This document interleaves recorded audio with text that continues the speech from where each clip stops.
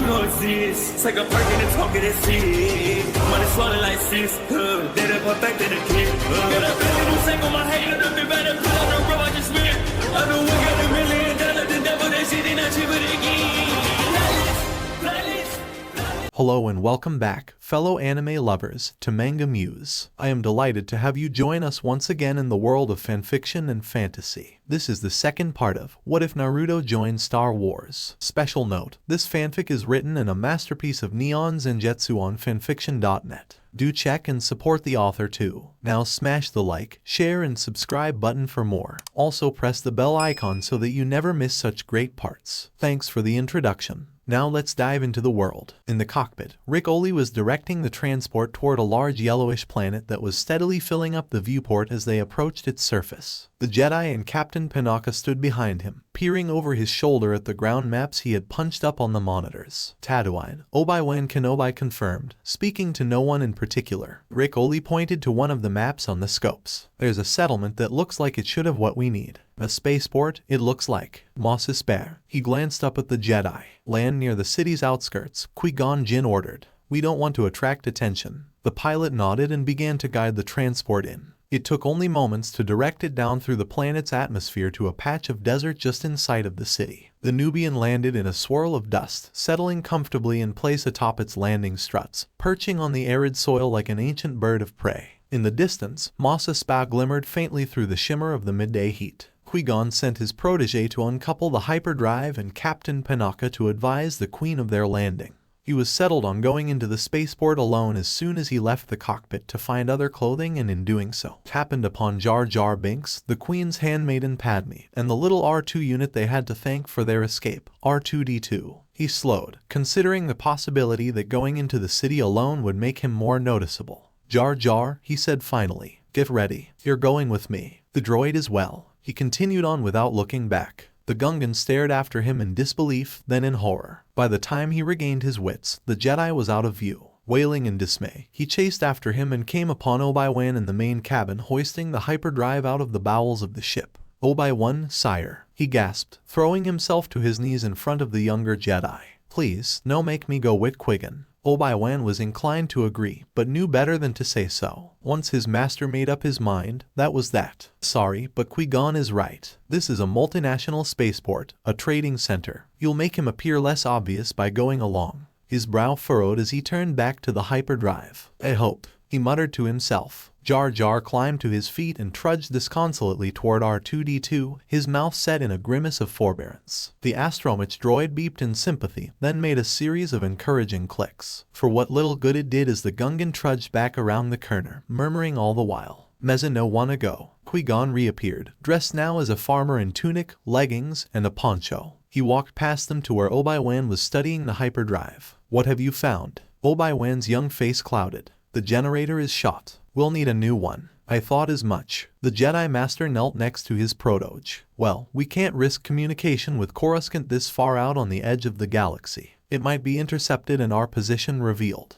We'll have to get by on our own. He lowered his voice to a near whisper. Don't let anyone send a transmission while I'm gone. Be wary, Obi-Wan. I sense a disturbance in the Force. Obi-Wan's eyes lifted to his. I feel it also, Master. I will be careful. Qui-Gon rose, gathered up Jar Jar and the R2 unit, and headed down the loading ramp to the planet's floor. An empty carpet of sand stretched away in all directions, broken only by massive rock formations and the distant skyline of Sparring. The suns that gave the planet life beat down with a ferocity that seemed as if they were determined to steal that life back again. Heat rose off the sand in a shimmering wave, the air so dry it sucked the moisture from their throat and nose passages. Jar Jar glanced skyward, with a groan, lamenting the scorching suns. At a signal from Qui-Gon, they began to walk, or in the case of the R2 unit, to roll. A strange caravan of animals and riders, carts and sleds appeared against the distant skyline like a shadow mirage, all misshapen and threatening to evaporate in the blink of an eye. Jar Jar muttered some more, but no one was paying attention. Least of all Qui-Gon. With each step he took, the disturbance grew stronger, as if it were actively seeking them out intentionally, searching for something. But what? They had not gotten far and the Jedi not far into his musings when a shout brought them around. Two figures were running toward them from the transport. As they neared, Qui-Gon was able to make out Captain Panaka and a girl dressed in rough peasant's garb. He stopped and waited until they caught up, a frown creasing his leonine features. "What's the matter?" he asked the captain. Panaka was sweating. "Her Highness commands you to take a handmaiden with you. She wishes for Padme to give her own report of what you might." "No more commands from Her Highness today, Captain." Qui-Gon interrupted quickly, shaking his head in refusal. "Mos Espa is not going to be a pleasant place for. The Queen wishes it." Panaka interrupted him right back, his face angry and set. "She is emphatic. She wishes to know more about this planet." The girl took a step forward. Her dark eyes found Qui-Gon's. "I've been trained in self-defense," she said. "I also speak a number of languages. I am not afraid. I can take care of myself." "Can you, I wonder?" Captain Panaka sighed, looking over his shoulder toward the ship.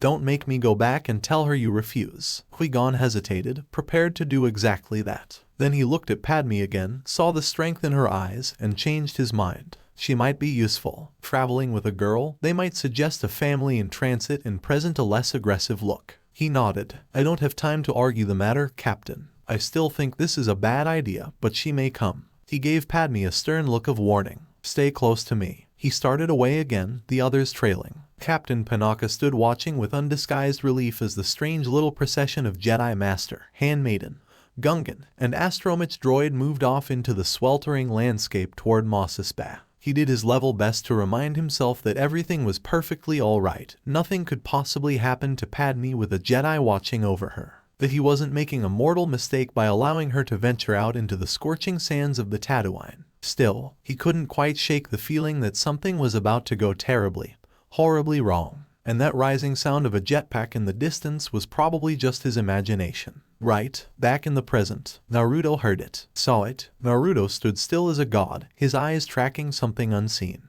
But not for long. Even as Anakin looked on, he saw it in the distance, a sleek starship, gleaming silver in the harsh light of the twin suns of Tatooine. He watched, dumbfounded, as it forsook the port and instead roared past overhead and into the desert. Naruto barked out a laugh. It was a deep, throaty sound. Anakin swung around in surprise, alarmed by the sudden sound of exultation. He watched as a slow smile spread across the man's face, formerly devoid of mirth, now wide and bright with unconstrained delight. "Well, what have we here?" he murmured to himself. He turned toward Watto, kicked the medkit closer to the flailing Toydarian, leaving the junk dealer to fumble at it with his good arm. Naruto's boot stamped down upon the kit, holding it in place. "If I find out you cheated me, Dickut, there'll be nowhere in the galaxy you can hide." Without another word, he pressed a button on his wrist-mounted communicator. His jetpack roared to life with a flare of flame and sound, nearly deafening Anakin. And then the hunter was gone, shooting into the belly of his ship. There was a harsh clatter, punctuated by a triumphant cry, and then Naruto was back again,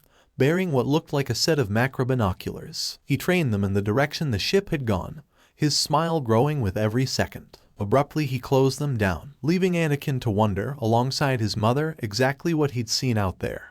He chuckled. "Things are looking up for you today, Watto." "What makes you say that?" The Toydarian wheezed, his beady eyes narrowed with suspicion upon the man who'd just shot him. "Because," and here Naruto's gaze did glitter with amusement, "I do believe I just found myself a new engine." Without another word, the bounty hunter pressed a finger to his wrist gauntlet, igniting the flames of his jetpack. It started to life with a baleful roar, as if eager to use after all this time. The blonde snapped off a salute toward Anakin and SHMI, promised to be back before supper, and then he was gone, roaring forward into the distance, toward a destiny even he did not yet understand. Sometime later, it was not yet mid-afternoon by the time the members of the little company under Qui-Gon's command came within sight of Mos Espa. That was when everything went straight to poodoo. No sooner had the Jedi Master begun to lower his guard, to feel some semblance of security, than he felt it. He'd been nursing a nagging sense of unease ever since they'd left the transport behind. Now that unease erupted into full-fledged alarm as the whine of a jetpack reached his ears from across the desert, its mournful wail keening like some long-forgotten beast.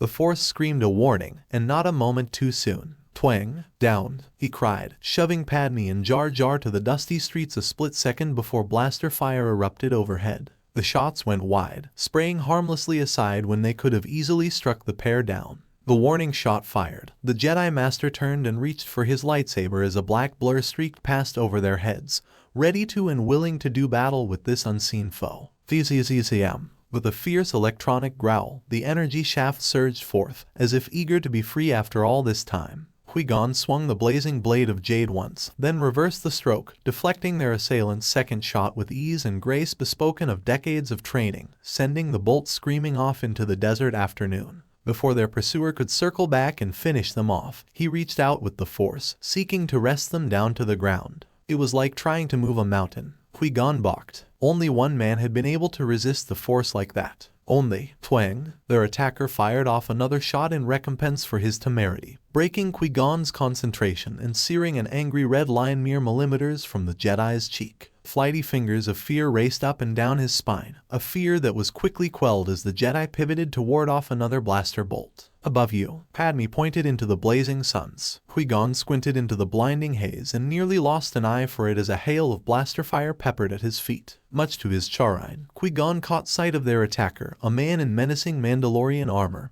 held aloft by a jetpack. He snapped of a sarcastic salute and swooped down at them, firing his twin blasters with keen precision, a precision the Jedi recognized all too well. He let the Force wash through him like a wave, an invisible cascade that carried him out of danger and in a long arc to meet his airborne foe. The Mandalorian fired repeatedly, bolts of red lambent energy that Qui-Gon, guided by the Force, batted away with his weapon as he rose. None came close, and then, just as he was upon their attacker, the Mandalorian surprised him. Instead of retreating, he gunned the jetpack and surged to meet Qui-Gon with fists and feet, both alarming and startling the Master Jedi. The distraction proved most costly. A booted foot slammed into the Jedi's midsection and drove him back to the arid earth. But not before his lightsaber descended upon the hunter's jetpack, warping wire and silsing off key circuity. He thought he heard the Mando curse as they fell, plummeting to the earth in a tangle of arms and legs. Qui-Gon managed to disentangle himself just before they struck the ground, the armored warrior absorbing the brunt of the impact with a muffled grunt. Unfortunately,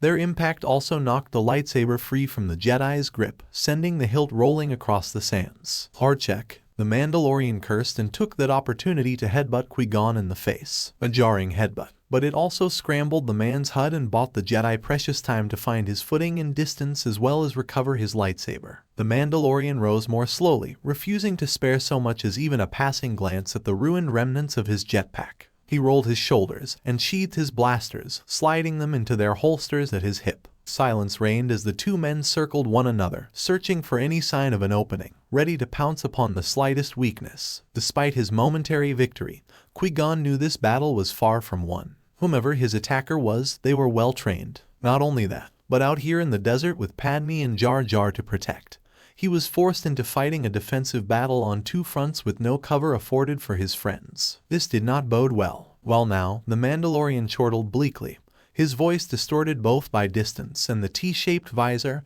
and helm he wore. Didn't think I'd meet a Jedi all the way out here. Say, you wouldn't happen to be the owner of that ship that set down a few clicks from here, would you? Qui-Gon held his tongue. The Mandalorian sighed and murmured a phrase in his native language, his body seeming to bob and bend in the sweltering haze. Suit yourself, he sighed. I guess I'll just have to kill you and take that engine of yours. No offense. A holdout blaster seemingly materialized in his empty hand. He'd squeezed off a trio of shots before anyone could think to stop him. The Force was an invisible cataract that carried Qui-Gon in its grip, bearing him as lightly and easily as a fish through water. He surrendered to it, as he'd learned to do long before, letting it guide and direct him, letting it move him in offensive and defensive actions far faster and more precise than his conscious mind could have executed. The Mandalorian's blaster fire ricocheted from his lightsaber in blinding flashes, the energy bursts dissipating harmlessly into the earth and sky. A slight degree to the right sent one such bolt caroming off his blade and back from whence it came, pinging off the man's helm to damage his helmet. The Mandalorian didn't seem at all fazed by it. He barked a laugh and discarded the blaster like loose change, instead reaching for what looked like a small cylinder from his belt. Not bad, Jedi. His voice boomed behind the damaged helmet. Didn't think I'd ever have a chance to use this. Unclipping it, he charged forward, moving with a speed that belied the heavy armor he wore. Qui-Gon almost balked at the sheer stupidity of such a move. Behind him, he heard Padme gasp. He shared her sentiment. What did the man think he was doing? To charge a Jedi unarmed was truly a foolish thing. He brought his blade up and dropped it down as the Mandalorian lunged at him, a merciful, disarming stroke meant to end their battle. It glanced off the man's armored arm like water, tracing a blistering welt upon the man's gauntlet, nothing more. Mandalorian steel. He spun as the man grabbed for him, swinging from his head. VZZM. Qui-Gon felt the blood freeze in his veins as a verdant green blade so much like his own sizzled into existence between him and the Mandalorian, blocking his strike at the last instant. A lightsaber. His distraction proved nearly fatal. The Mandalorian battered him backwards in a brutal block that nearly brought his own lightsaber into his shoulder before he could recover. He was dimly aware of Padme's scream as the Mandalorian raised one hand from the handle of his saber, drew it back and slammed it forward, all in the blink of an eye. The Jedi braced himself for Jessire of flame or the stinging impact of a laser, but what came was much more basic than he'd intended. Clenched knuckles barreled into Qui-Gon's visage like a charging bantha, a powerful punch that crushed cartilage and shattered capillaries as though they were glass. The Jedi staggered backwards and scythed his legs out as he fell, trying to take the man down with him. But the hunter anticipated this and stepped backward, leaving Qui-Gon to topple to the sands in heap, alone. The Mandalorian loomed over him, an armored titan, savoring its victory. "Oh Nuwas!" Jar Jar wailed in despair as the hunter brought his blade down in a hammering strike, tearing Qui-Gon's lightsaber from his grasp even as he brought it up in a last,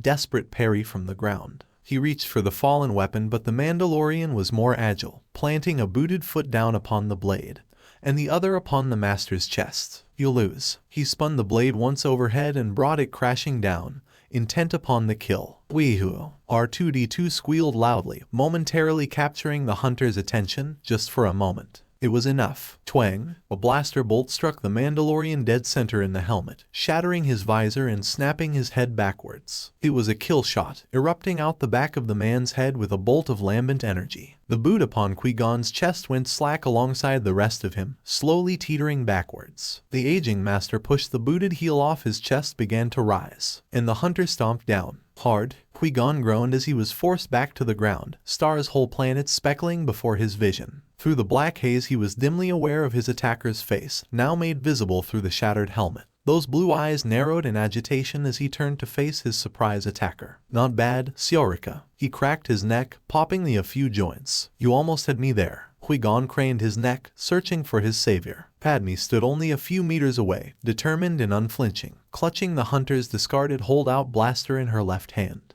Her dark eyes narrow in disbelief, then grew large with horror as the warrior reached up to his hampered helm and removed it, revealing the sizzling hole in the center of his forehead. It was a clean through and through, yet even as she looked on the wound began to close, flesh then bone, sizzling shut to leave his forehead unmarred and whole. He turned and revealed his whiskered face, confirming the Jedi's suspicions. And then the bounty hunter looked down, as though seeing Qui-Gon for the first time. "Phew." The gasp of surprise came from both Naruto and Qui-Gon at once, baffling Padme. Did these two know one another? But that was ridiculous. They'd been trying to kill each other only a few seconds ago. The pair gawped at each other a moment longer, refusing to believe their eyes. Silence hung over them like a yen. Naruto was the one who cut it. "Qui-Gon, you magnificent bastard." The blonde startled her with a roar of laughter, extinguishing his lightsaber and clipping it upon his belt. "I should have known that was you." To her infinite disbelief he reached down and clasped the venerable Jedi's hand, hoisted the master to his feet, and clapped him on the back like a long-lost friend. "What the FANFIC are you doing here? I was told you'd died," Qui-Gon said to Naruto, dusting himself off with a sweep of his hand.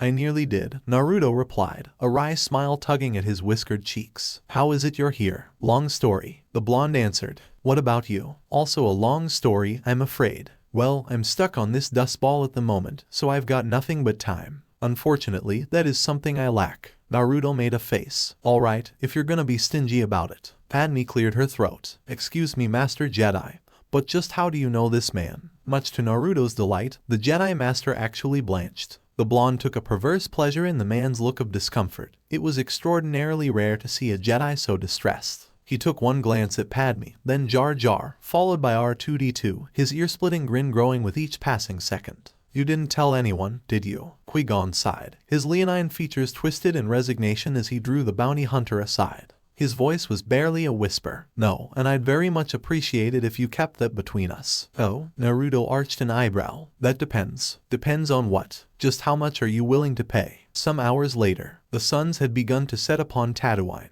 SHMI Skywalker fiddled restless with her hair, braiding and unbraiding it as she waited for her boys to return home. She could hear the sand stirring restlessly outside on the plains, a sure sign that a storm was coming and coming fast. Outside, the wind howled past the doors and windows, shaving a fresh layer of skin from the exterior of the walls. Naruto had promised he'd be home before supper. It wasn't that she didn't trust them to be safe, she knew Naruto's invulnerability rendered her beloved almost unkillable, and yet despite the fact she still worried for him. Not just for him, but for Annie as well. Her son took after Naruto so well, it was almost frightening at times. The resemblance was uncanny. They were such much alike, and yet neither seemed to notice. They were almost two of a kind, he and Naruto, and yet neither realized it. She felt her eyes tear at the thought. "Mom," Anakin called excitedly from the main room. "Mom, I'm home." Shmi hastily dabbed the tears from her eyes as her son entered the kitchen in a blur of motion, chattering excitedly. Apparently Naruto had found much more than a mere engine out there in the desert. Speaking of his mentor, where was he? Where's Naruto? Shmi craned her head, half expecting the blonde bounty hunter to burst into the room at any moment. She'd yet to hear from him ever since he'd set out this morning to acquire a new engine. Now, Shmi loved him truly, she did, but sometimes his actions worried her. Today's display of violence was just the tip of the iceberg. While she wanted nothing more than to see Watto dead, she did not wish to have Anakin exposed to such violence. She wanted her son to lead a happy life, one devoid of the hardships and suffering she'd known when she was a girl. "He's right behind me." Anakin was grinning, practically shining with warmth. "But forget about that. He brought some friends. One of them's a girl. Her name's Padme," and to Shmi's disbelief, her son actually flushed. "Mom, I think I like her." Shmi felt her heart shatter into 1,000 pieces. Her little boy was growing up, starting to have feelings for girls, and she'd been keeping secrets from him, something she'd sworn never to do.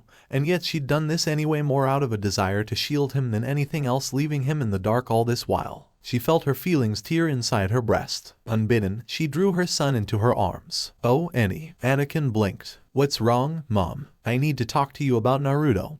Her voice was an anguished whisper. "There's something I haven't told you about him, something important." What are you talking about?" Anakin tilted his head. He was truly at a loss. "What about Naruto?" Shmi took a deep breath and steeled herself. Everything was moving so swiftly, she suddenly feared she'd never have a chance to tell her son this again. "Naruto is." "Mom," Anakin called excitedly from the main room. "Mom, I'm home." Shmi hastily dabbed the tears from her eyes as her son entered the kitchen in a blur of motion, chattering excitedly. Apparently Naruto had found much more than a mere engine out there in the desert. Speaking of his mentor, where was he? Where's Naruto? Shmi craned her head, half expecting the blonde bounty hunter to burst into the room at any moment. She'd yet to hear from him ever since he'd set out this morning to acquire a new engine. Now, Shmi loved him truly, she did, but sometimes his actions worried her. Today's display of violence was just the tip of the iceberg. While she wanted nothing more than to see Watto dead, she did not wish to have Anakin exposed to such violence. She wanted her son to lead a happy life, one devoid of the hardships and suffering she'd known when she was a girl. "He's right behind me." Anakin was grinning, practically shining with warmth. "But forget about that. He brought some friends. One of them's a girl. Her name's Padme and ... To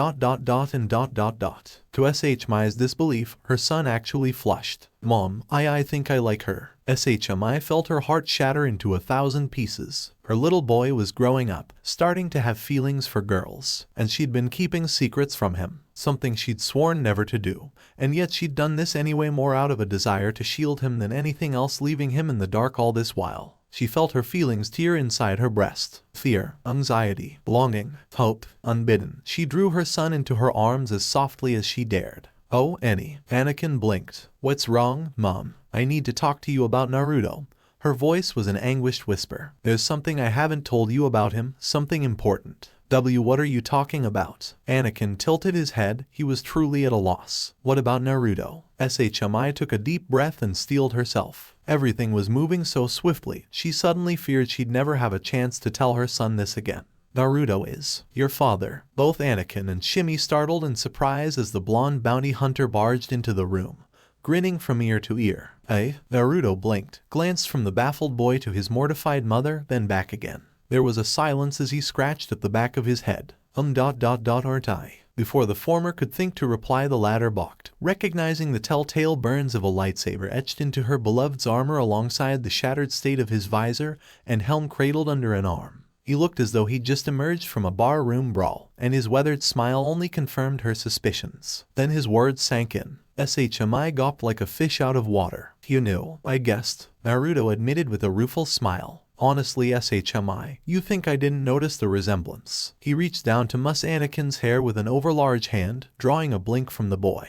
So, honey, I guess you really are my kid, eh? SHMI wanted to weep. Tears of joy. Never in a million parsecs had she thought Naruto would be so accepting of the fact that Anakin was his son. His own flesh and blood, her greatest secret, now revealed. She watched her son's expression flicker through a range of different emotions. Startled, confused, hopeful, exultant. There was a moment of silence, terrible, dreadful silence as Anakin glanced from his mother to Naruto, then back again, warring between shock and disbelief. Dad. His cry was so unexpected that when it came, it caught both of them off guard. Oof. Naruto grunted in shock and surprise as the sudden tackle nearly bowled him backwards for a moment. But just a moment. Recovering his balance, he reached down and took the boy in his arms, embracing him for all he was worth, as though in doing so he could somehow make up for all the years he'd been absent. SHMI felt the tears as they welled up in her eyes. She was beyond being moved anymore. There were simply no words worthy of this moment. Hey, Naruto chortled softly. Just like that. You're gonna call me Dad. And here I thought you wouldn't want to think about your mom doing the bantha with two backs. Annie blinked. Evidently the metaphor was lost on him. Bantha with two backs. SHMI, much to her chagrin, flushed scarlet. Naruto. The blonde cackled devilishly and drew her into their warm embrace. What? It's true. Qui-Gon Jinn and company entered to the sounds of laughter and reproach. He spared a backwards glance for the large vessel at their backs, admiring the massive YT-1250 freighter, which surely belonged to the blonde hunter within. It stood tall and proud, its disc-like circumference stoically weathering the sandstorm, sheathing the already darkened slave huts in shadow. It was nearly equal in size and scale to the Queen's ship, which was a feat in and of itself. Once glance was all that was need to cow it was a force to be reckoned with ... And if it was anything like its owner, likely armed to the teeth. Proton torpedoes, turbolacers, tractor beams, the battered freighter and its matte black hull appeared to have suffered many modifications, most of which probably weren't strictly legal under Naruto's care. Black as night, it could literally be called a flying arsenal by now. With a nod of respect toward the battered freighter, the Jedi Master continued after the others inside. The sandstorm grew muffled as the door slid shut behind him, giving Qui-Gon time to shake the sand from his coat and take note of his surroundings.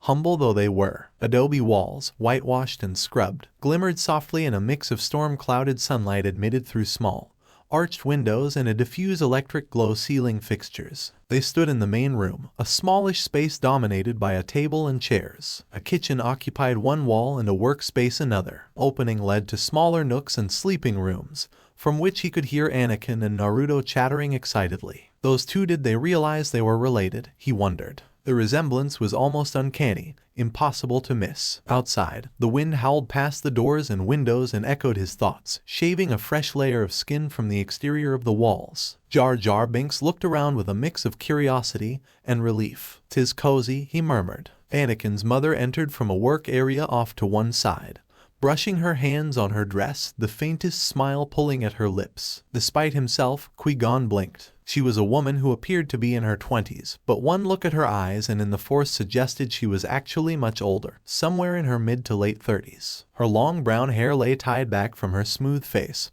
Her clothing rough and simple, she was simplicity itself, and yet her beauty struck him with such force he found himself momentarily speechless.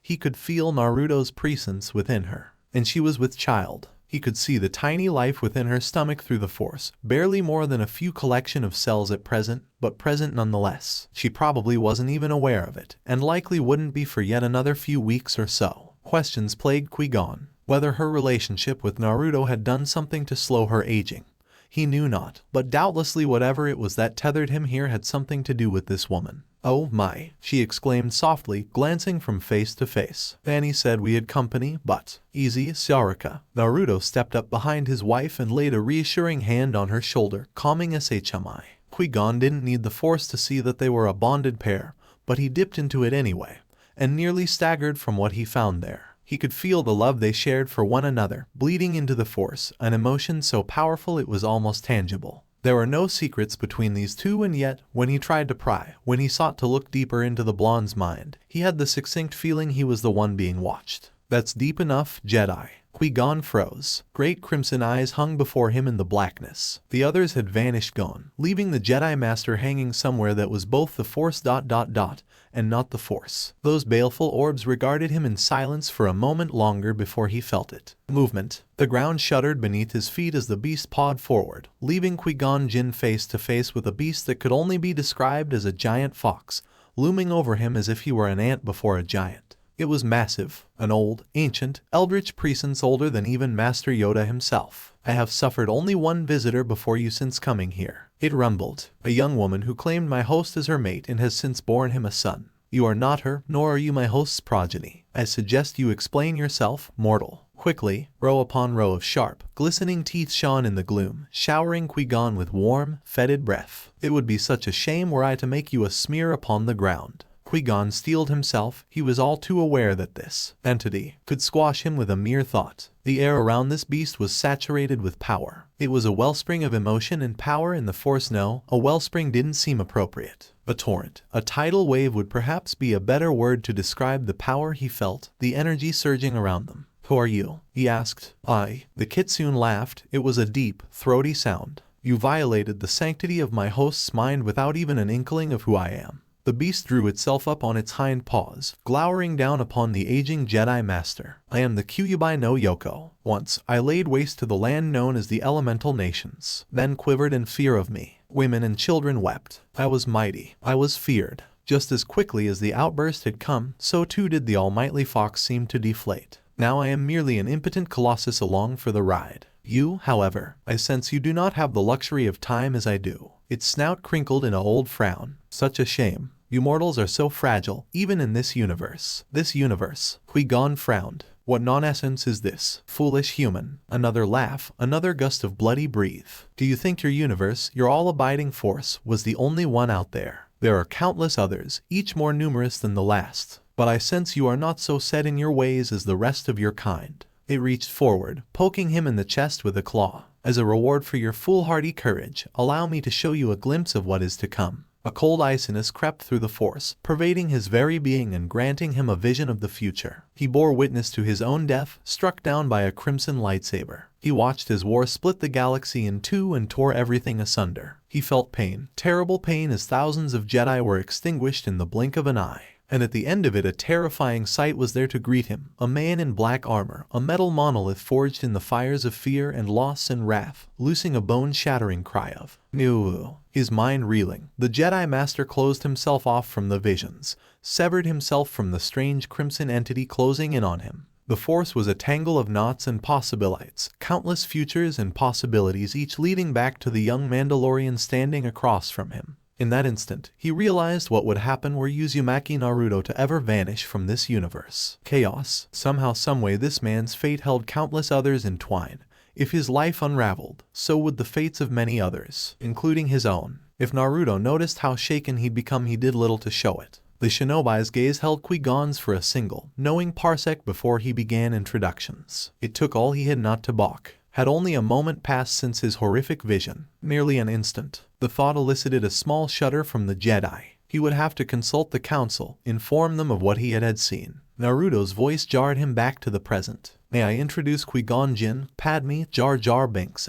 The R2 made a small beep. Now, I didn't forget you, little one. Naruto chortled. R2-D2, was it? His grin grew. I'll have to take you to meet Sparky sometime. She gets so lonely being cooped up in the ship. Would you like that? The droid warbled an affirmative. I'm building a droid, Anakin announced quickly, anxious to show Padme his project. Wanna see? Anakin. His mother's voice stopped him in his tracks. Resolve tightened her features. Anakin, why are they here? He looked at her, confused. Naruto invited them, Mom. He said this as though it explained everything. Is that so? SHMI arched an eyebrow at her husband. The blonde offered a squelching sound in protest. Well, hun, there was a sandstorm. Listen. She glanced at the door, then out the windows. The wind howled past, a river of sand and grit. Your husband was kind enough to offer us shelter, Qui-Gon explained. We met in town. A lie, true enough. He couldn't very well tell her they'd tried to kill each other only a few hours ago now, could he? Come on, Anakin insisted, grabbing Padme's hand once more. Let me show you my droid.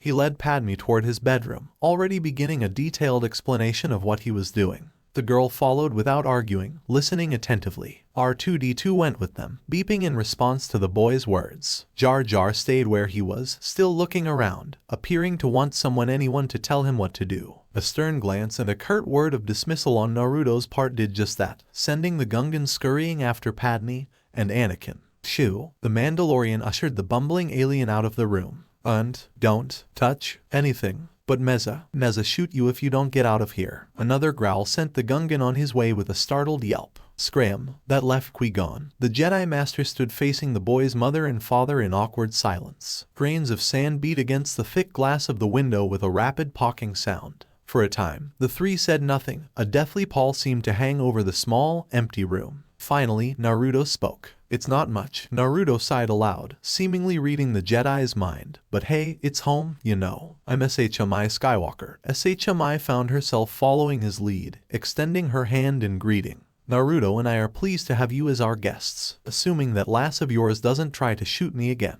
Naruto quipped lightly as touched a hand to his forehead, wincing at the tenderness of his recently healed wound. Bugger still stings. Say, where'd you find a crack shot like that, anyway? I've met men twice her age that couldn't shoot like that. Qui-Gon had already appraised the situation and determined what was needed. It also gave him an excuse to divert the conversation, to dodge Naruto's unexpected questioning. He reached under his poncho and pulled 5 small capsules from a pouch in his belt. I know this is unexpected. Take these. There's food enough for a meal. SHMI accepted the capsules gratefully. Thank you. Her eyes lifted and lowered again. Thank you very much, and sorry if I was abrupt. I've come to expect these things from Naruto ... but I'll never get used to Anakin's surprises, I guess. He's a very special boy. Qui-Gon offered. SHMI's eyes lifted and the look she gave Naruto suggested they shared an important secret. Yes, she said softly, smiling. I know. She didn't give the Jedi Master time to dwell on it, however. Naruto's told me quite a bit about you. The way she said it implied she knew he was no mere moisture farmer. Qui-Gon arched an eyebrow, struggling to quell the sudden sour taste in his mouth. He didn't like where this conversation was going.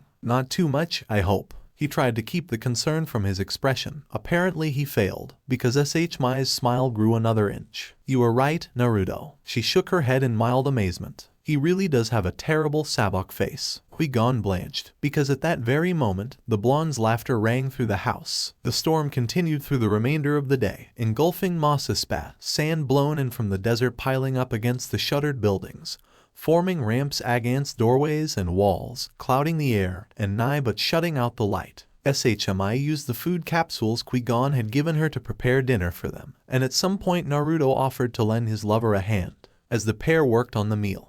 And while Padme was occupied with Anakin in the other room, Qui-Gon moved off alone into one corner and surreptitiously contacted Obi-Wan on the comlink. The connection was less than perfect, but they were able to communicate sufficiently for the Jedi Master to learn of the transmission from Naboo. You made the right choice, Obi-Wan, he assured his young protege, keeping his voice low. The Queen is very upset, the other advised, his response crackling through the storm. Qui-Gon glanced over to where SHMI was standing at the cook surface, her back turned. Naruto was nowhere to be seen. The blonde's abrupt absence both worried and distracted him. He knew by now it was never that wise to let the hyperactive hunter out of his sight for more than a few seconds. He had the scars to prove it. Frowning, he returned his attention, albeit reluctantly, to the calm. That transmission was bait to establish a trace. I'm certain of it. But what if Governor Bibble is telling the truth and the Naboo are dying? Qui-Gon sighed. Either way, we're running out of time, he advised quietly, and ended the transmission, only to find Naruto standing behind him. The blonde's blue eyes were narrow and intent upon the comlink, and in that instant, Qui-Gon knew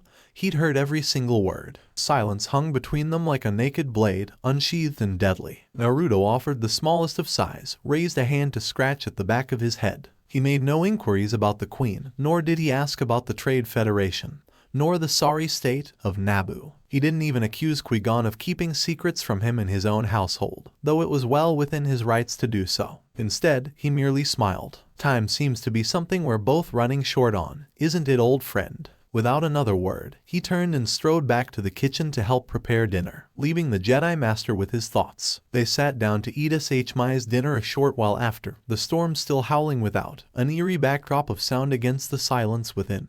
Qui-Gon and Padme occupied the ends of the table while Anakin, Naruto, Jar Jar and SHMI sat at its sides. Anakin, in the way of small boys, began about life as a slave, in no way embarrassed to be doing so, thinking only of it as a fact of his life and anxious to share it with his new friends. Naruto and SHMI, more protective of their son's station, were making a combined effort to help their guest appreciate the severity of their situation. All slaves have transmitters placed inside their bodies, SHMI was explaining. I've been working on a scanner to try to locate them, but so far, no luck. Naruto finished lamely. The kid's good, but he's not that good. Kami, it would be so much easier if I could just shoot all those Hatuns for what they did and be done with it. Naruto, SHMI admonished with a glance toward Anakin. The hunter shrugged sheepishly. Sorry, just slipped out. Anakin giggled at the exchange. Hatun, Padme blinked, baffled by the exchange. Naruto warmed to the change of topic happily. Syorika. He fished a bit of food off his plate and popped it into his mouth. You've never met a Mandalorian before, have you? That's too bad, it is. His scathing sapphire gaze raked over her like hot coals whilst he chewed, then swallowed, whiskered cheeks turning taut in a bright smile. With a shot like the one you pulled today, you might make a fine Mando yourself. Nandakarla, you've got the right stuff. Padme's cheeks colored at his unexpected praise. SHMI smiled. It's not often Naruto praises someone so. You must have performed exceptionally well for him to hold you in such high esteem.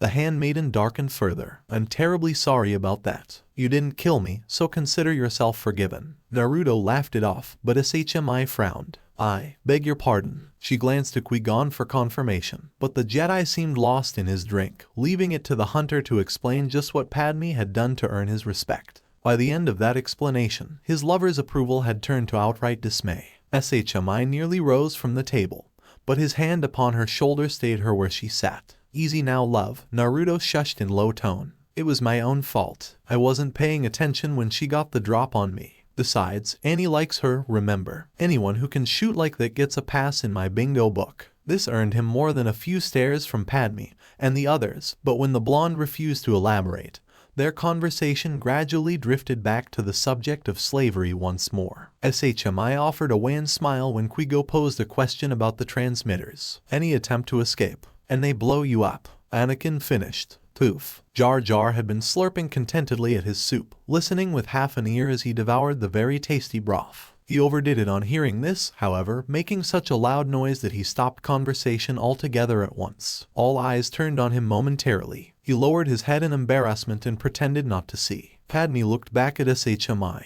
I can't believe slavery is still permitted in the galaxy. The Republic's anti-slavery laws should. The Republic doesn't exist out here, SHMI interrupted quickly, her voice hard. We must survive on our own. There was an awkward silence as Padme looked away, not knowing what else to say. Even Naruto was taken aback by his partner's sudden vehemence. Have you ever seen a podrace? Anakin asked, trying to ease his crush's discomfort. Padme shook her head no. She glanced at SHMI and Naruto, noting the sudden concern on the woman's smooth face on one hand, the pride on man's visage in the other. Jar Jar launched his tongue at a morsel of food nestled deep in a serving bowl at the far end of the table, deftly plucking it out, drawing it in, swallowing it, and smacking his lips in satisfaction. A disapproving look from Qui-Gon silenced him. They have pod racing on Malastare, the Jedi Master observed. Very fast, very dangerous. Anakin grinned. I'm the only human who can do it. A sharp glance from his mother wiped the grin from his face. Mom, what? I'm not bragging.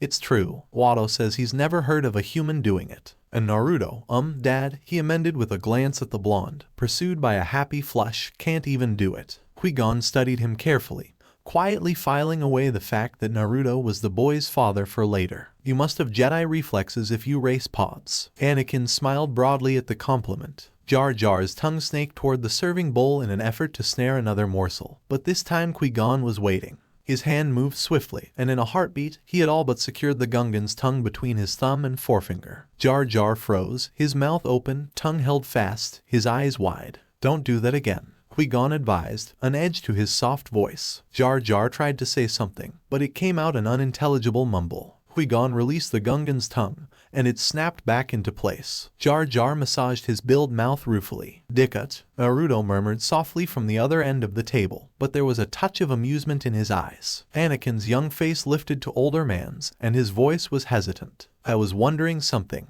Qui-Gon nodded for him to continue. The boy cleared his throat, screwing up his courage. "You're a Jedi Knight, aren't you?" Naruto gagged on a piece of food and nearly fell out of his seat. Padme couldn't tell whether he was choking or laughing. Likewise, SHMI's concern had faded away, her previous frown now replaced with an expression of subtle amusement. Both seemed to know something she didn't. There was a long moment of silence as the man and the boy stared at each other. Neither would yield. Naruto finally swallowed the food he'd nearly killed himself with, folded his arms, and leaned forward expectantly. "If the handmaiden didn't, what makes you think that?" Qui-Gon asked finally. Anakin swallowed. "I saw your lightsaber. Only Jedi Knights carry that kind of weapon." Well, he risked a backwards glance at his smiling father. "Except Naruto. He must have really impressed you for you to give him one of your lightsabers like that." Naruto snorted. It seemed to Padme as though he were trying very hard not to laugh. "But why?" Qui-Gon dutifully ignored the blonde and continued to stare at Anakin.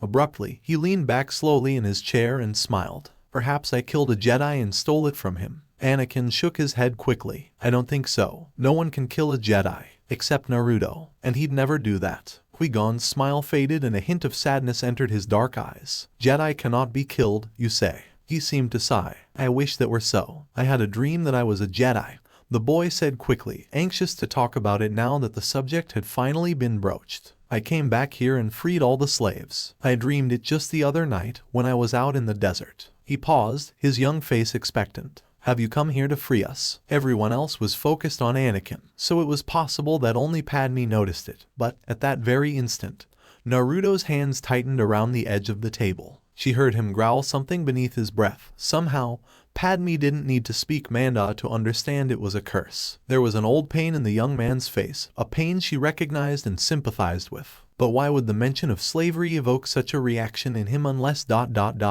Something clicked in her mind. Naruto was a bounty hunter. She knew this much already. With the bounties he'd collected, he could have easily been living the good life in a high-rise somewhere in Coruscant. Instead, he was here with his family, because he wanted to free his family, to get them out from the thumb of slavery. It all made sense now. That was why this conversation had taken such a pain-filled twist for the hunter. Qui-Gon Jinn shook his head. "No, I'm afraid not." He trailed off, hesitating. "I think you have," the boy insisted, defiance in his eyes. "Why else you be here?" SHMI was about to say something, to chastise her son for his impudence perhaps, but Qui-Gon spoke first, leaning forward conspiratorially. "I can see there's no fooling you, Anakin," he said, "but you mustn't let anyone know about us. We're on our way to Coruscant, the central system in the Republic, on a very important mission. It must be kept secret." Anakin's eyes widened. "Coruscant? Wow, how did you end up out here in the Outer Rim?" "Our ship was damaged." Padme found herself answering him, suddenly desperate to alleviate the tension in the room.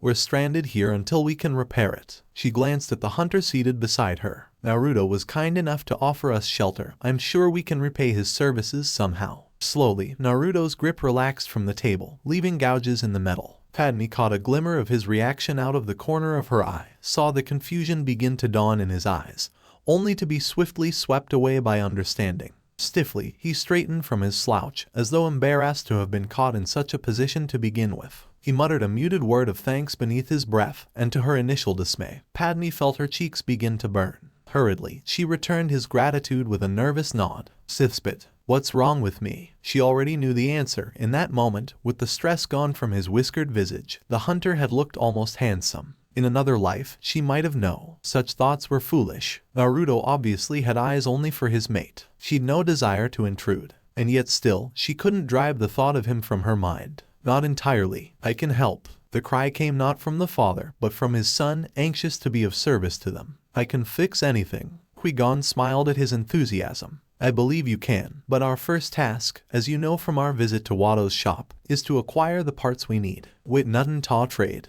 Jar Jar pointed out sourly. Naruto thumbed his chin in thought. With him distracted, Padme turned and favored Qui-Gon with a speculative glance. These junk dealers must have a weakness of some kind. Naruto straightened in the same moment SHMI rose and began clearing the table of dishes. "Gambling," he offered, pausing for his partner to finish his sentence. "Their only weakness is greed." SHMI confirmed. "Everything in Nostaspa revolves around betting on those awful pod races." Qui-Gon rose, walked to the window, and stared out the thick, diffused glass at the clouds of wind-blown sand. Podracing, he mused. Greed can be a powerful ally if it's used properly. Naruto arched an eyebrow from where he sat. Is that really the sort of thing a Jedi should be saying? Abruptly, his eyes brightened with a realization. Say, what about that pod of yours? That's right. Anakin leapt to his feet as though he'd been struck by lightning. I've built a racer, he declared triumphantly. His father's face shone with pride as he continued on. Naruto's been helping me work on it. It's the fastest ever. There's a big race day after tomorrow,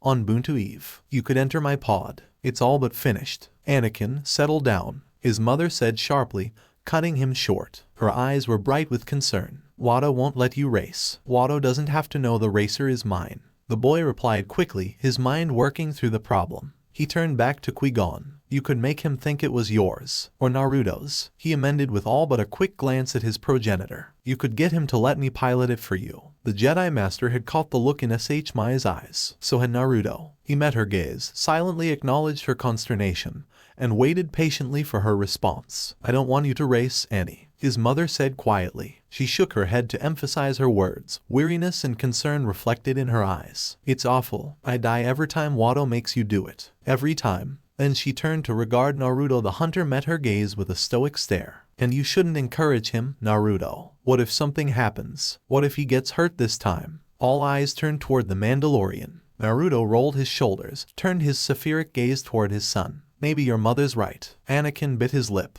But, Dad, I love it. He gestured at Qui-Gon and the others. And they need our help. They're in trouble. The prize money could more than pay for the parts they need. And yours, too, please. Try as he might, Naruto couldn't bring himself to voice another objection. One look at Anakin told him the boy was destined to race. It was his God-given talent, and any talent was better than learning the art of killing. Have to let him decide for himself. I can't make him choose. Jar Jar Binks nodded in support. We in kinda bad goo. Qui-Gon walked over to Anakin and looked down at him. Let's drop the matter. He held the boy's gaze for a moment, then turned back to Naruto. Do you think your hyperdrive would? Oh hell no, the blonde interrupted angrily, lurching to his feet. You are not yanking the hyperdrive out of my baby. Not now, not ever. I've put her through enough pain as it is. Besides, he added, suddenly serious, as he laid his armored back against an adjacent wall. I've made so many modifications to her, spent so much time with her, I doubt she'd take kindly to any all-stranger ripping her guts out. You say that as though she's alive. Padme frowned. Naruto grinned secretively, mysteriously. Your words, sweetheart, not mine. Then do you know of anyone friendly to the Republic who might be able to help us? Qui-Gon asked. Naruto blanched. Truth be told, he didn't know of any respectable folk on this dust ball. He turned his gaze to Shmi. Babe. Shmi stood silent and unmoving as she thought the matter through. In the end, she shook her head. We have to help them, Mom. Anakin insisted, sensing he was right about this. Remember what you said. You said the biggest problem in the universe is that no one helps anyone anymore. Shmi sighed. Anakin, don't. But you said it, Mom. The boy refused to back down, his eyes locked on hers. Shmi Skywalker made no response this time.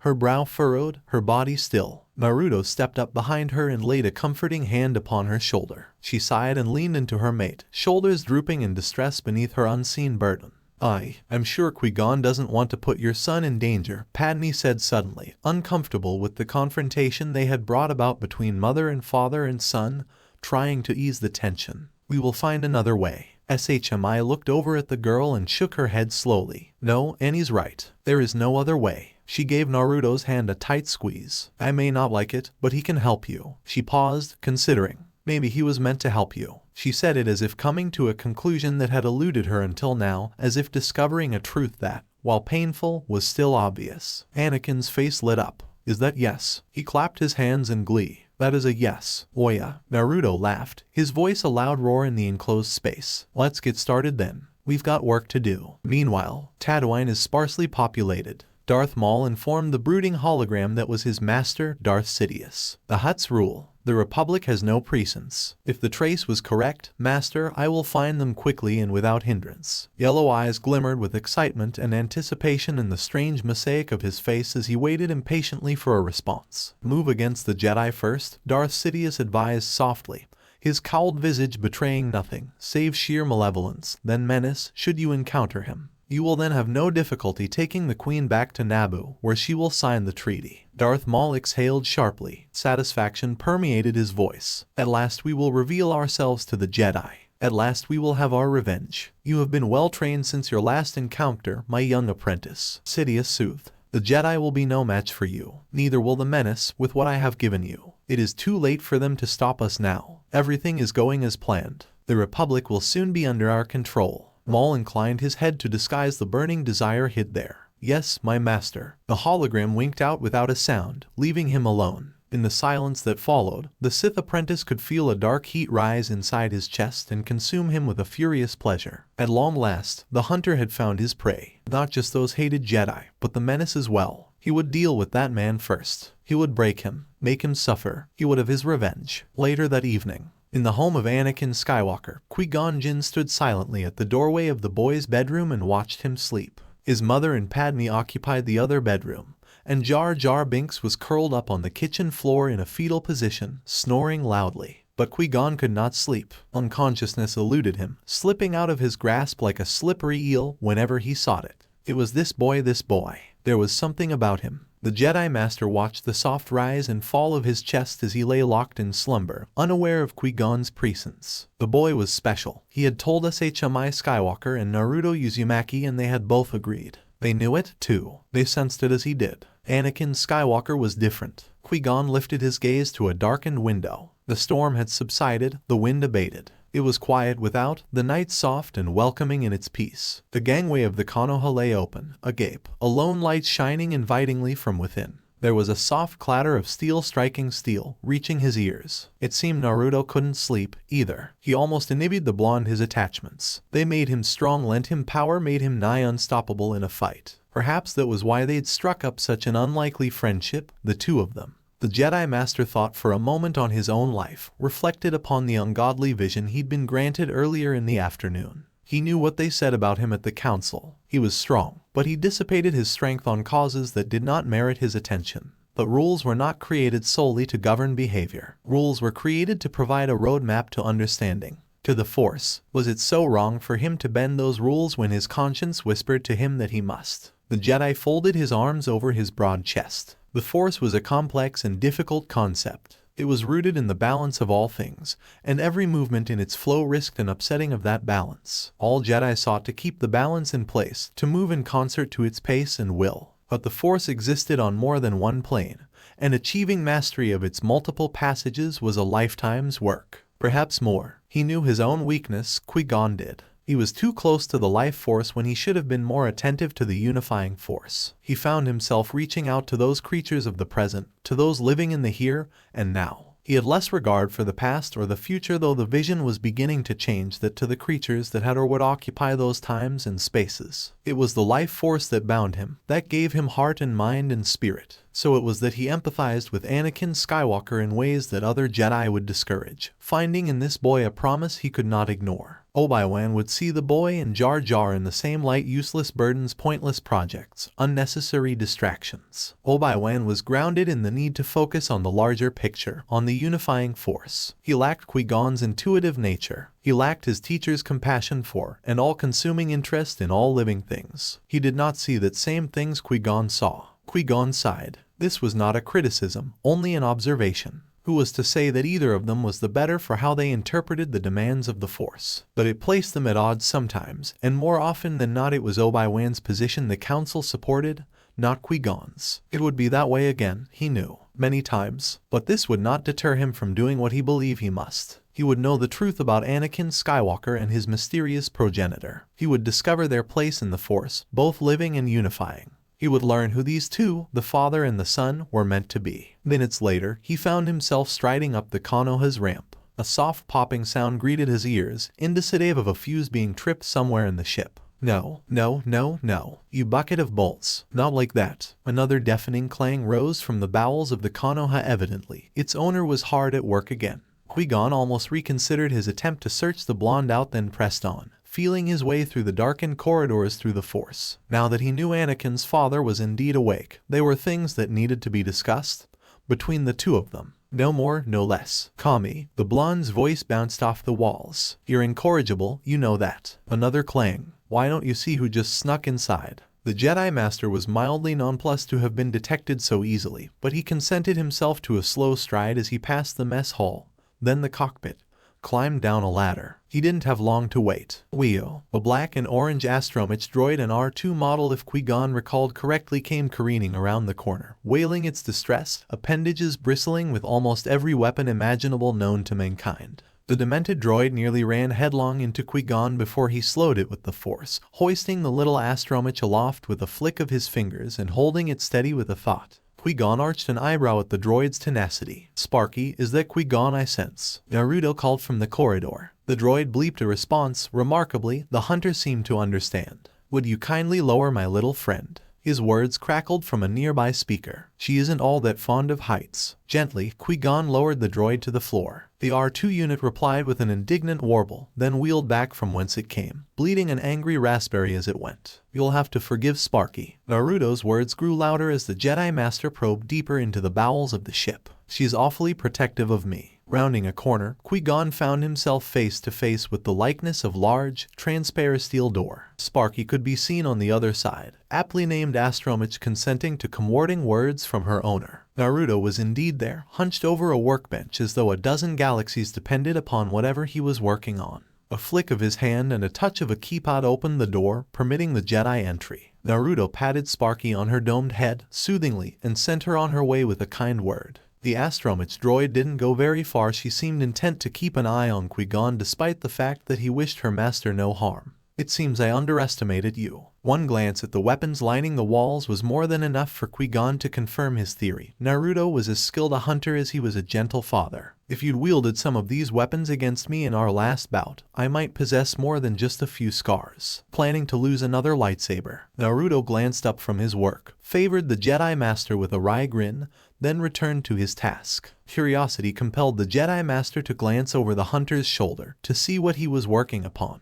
What he found there actually surprised him. The contents of the Qui-Gon's old lightsaber lay sprawled out before him in a mess of wires and clived circuitry. Even as he looked on, the blonde effortlessly took each component and placed it back together with a flawlessness that could only be found with the Force. I can't use it for big things without causing a tear somewhere, the Jinchuriki replied, answering the unspoken question.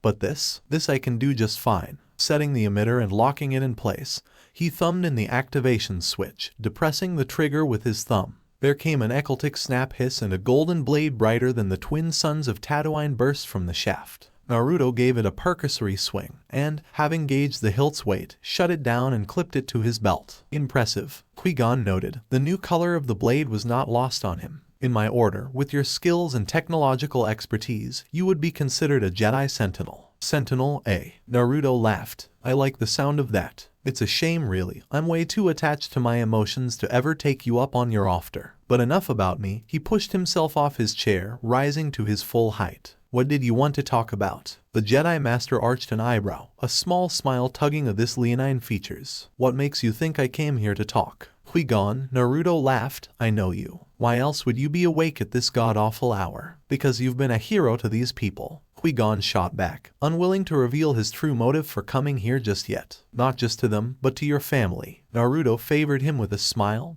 his eyes twinkling. We don't have a word for hero. Did you know that? Being prepared to die for your family and friends, for what you hold dear, is a basic requirement for a Mando, so it's not worth a separate word. It's only cowards we had to find a special name for. He settled onto a nearby bench and began to fiddle with his broken helmet.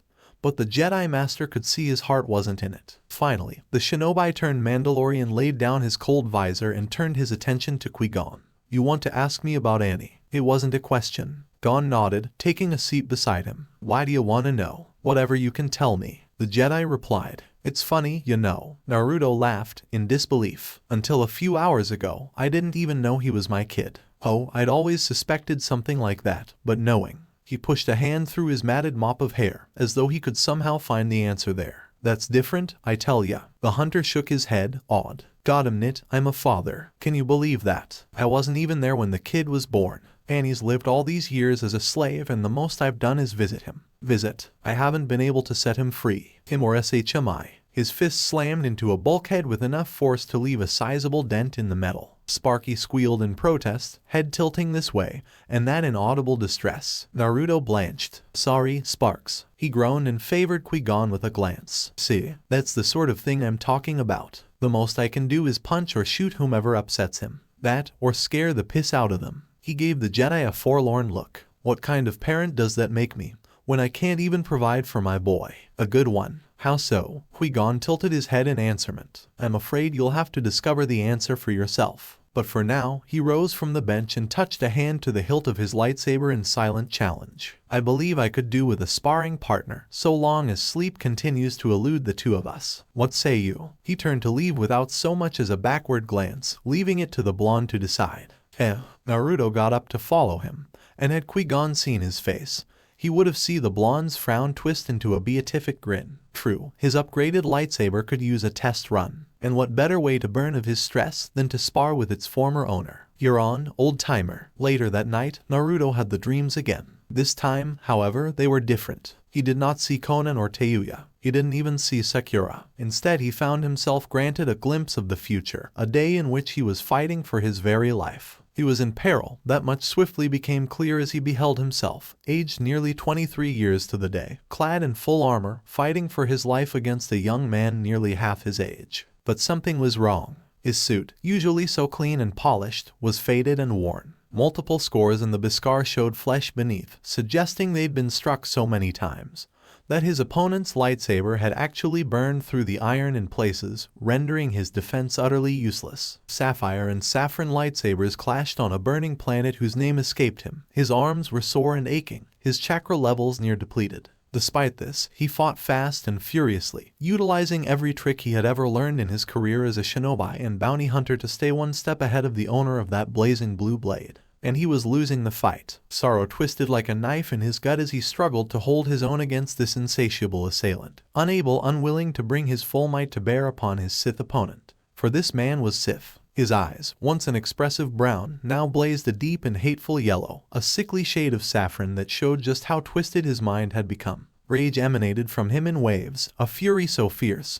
so powerful that it scalded to the touch. Naruto screamed at himself to cut the enemy down before it was too late, but his body refused to obey. He could feel the exhaustion in the dream, fouling his concentration, rendering him open to mistakes he normally wouldn't make even on his worst day. As the nightmare gradually became more and more vivid, more and more lifelike, he felt intense heat warming him from all angles. Wherever he was, it was more than hot. It was scorching. He returned himself to the battle. He could sense that things were drawing to a close. Then the image seemed to blur. When next it cleared, he found himself standing upon a repulsor platform across a river of lava. Yes, lava. Facing down his attacker positioned on another such platform. Enough of this, boy. He felt his mouth move behind the helmet, the words rough with age. "You're not going to kill me, and I don't intend to kill you." The young man's only response was a furious snarl as he maneuvered closer, their sabers clashing once more. And then, through the saber lock, Naruto finally caught sight of his attacker's face. He felt no hesitation in his future self, but his current self froze. He was staring into the face of the man his son would one day become, a proud warrior, corrupted by evil. He was looking at Anakin, VZZHM. His momentary lapse cost him. Sparks sprayed before his vision as the lightsaber seared across his helmet.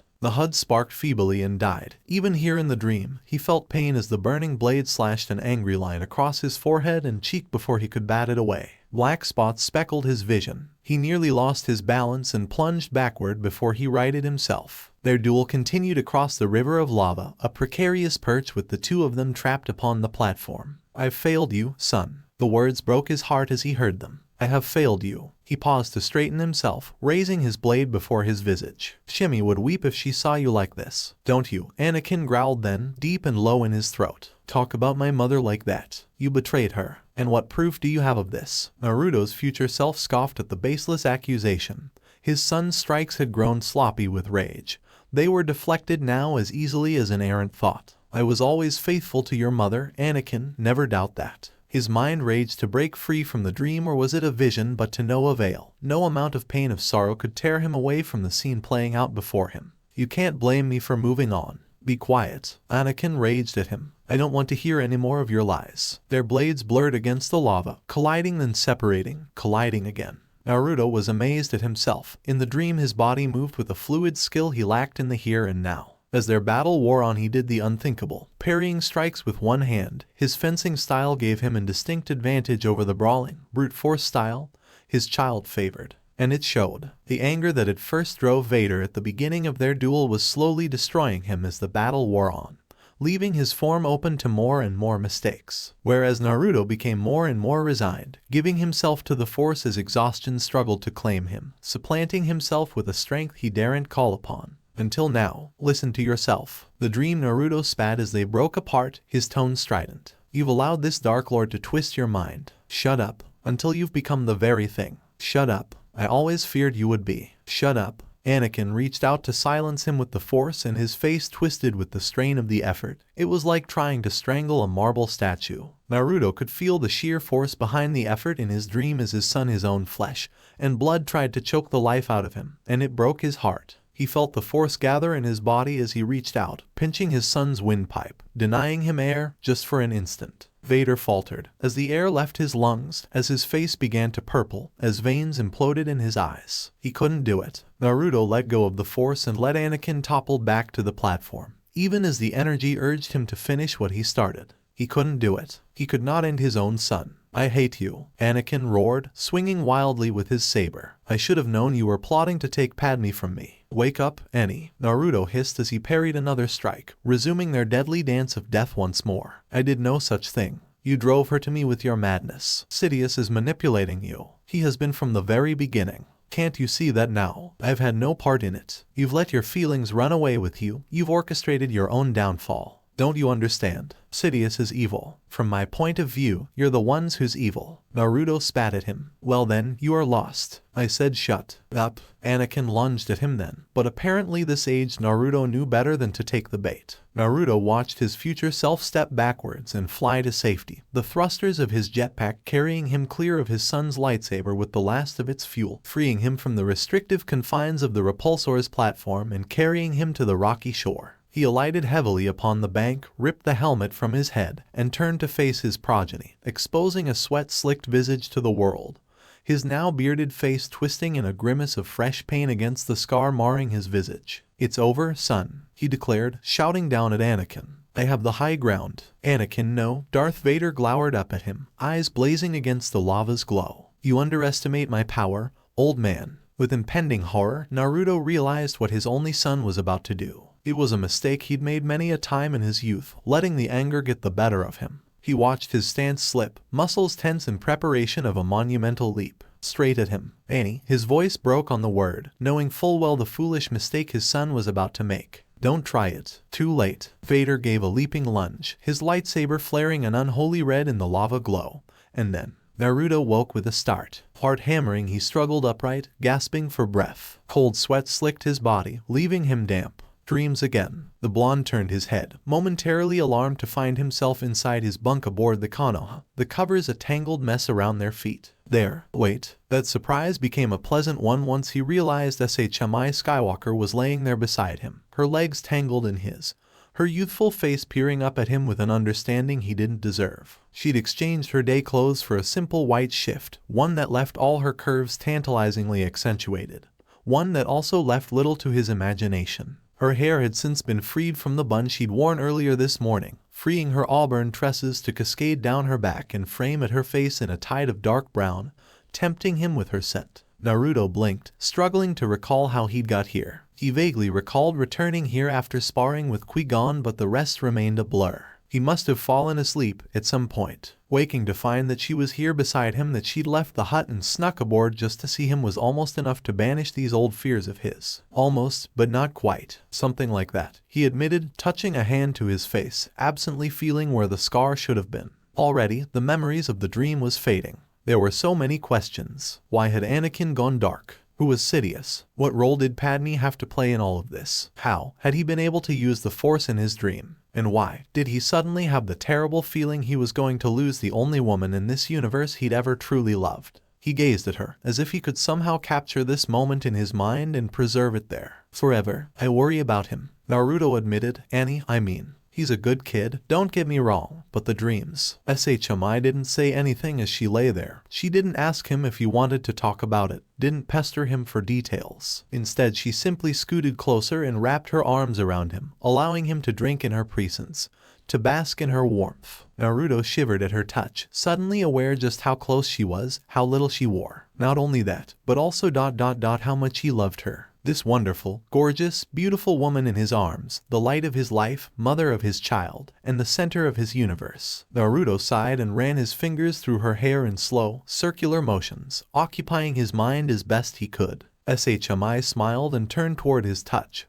her cheek brushing against his just in time for him to kiss her on the nose. She snuggled closer to him, making no secret of her desire for him, her fingers working at the leather straps of his vest. Did I ever mention how much I love you? Naruto sighed with a bliss he truly felt. SHMI's smile grew another inch as she helped him out of the cumbersome jacket. Yes, but tell me anyway. I love you, he whispered, stroking her hair, then the small of her back through the soft fabric of the shift. Adore you. I swear, if I didn't have someone like you, I'd be lying face down in a gutter somewhere right now, you know. Okay, he amended at her amused expression. Not the best way to turn you on, I know. But how about this? He drew her close and pulled her into a soul-searing kiss, tongue probing at her lips, asking for entry. Entry she gladly gave. Her blood vibrated at his touch. How does Coruscant sound? The question was sudden as they pulled away, wiping the arousal from her face with the inquiry. When we're free, we can't just stay here, you know. SHMI pretended to think about the question, shook her head no. I'd prefer someplace remote. SHMI looked at him oddly. Mandalore, she repeated, frowning. Isn't that where you were trained by Django? Yeah, Naruto admitted, well aware of the weight of her gaze upon him. Problem? No, not a problem. His mate shook her head. It's just, I've been thinking, lately, of letting you train Annie. A beatific smile blossomed on the blonde's face. He didn't care to ask why. All that mattered was that they'd finally cleared the one and only obstacle in their relationship.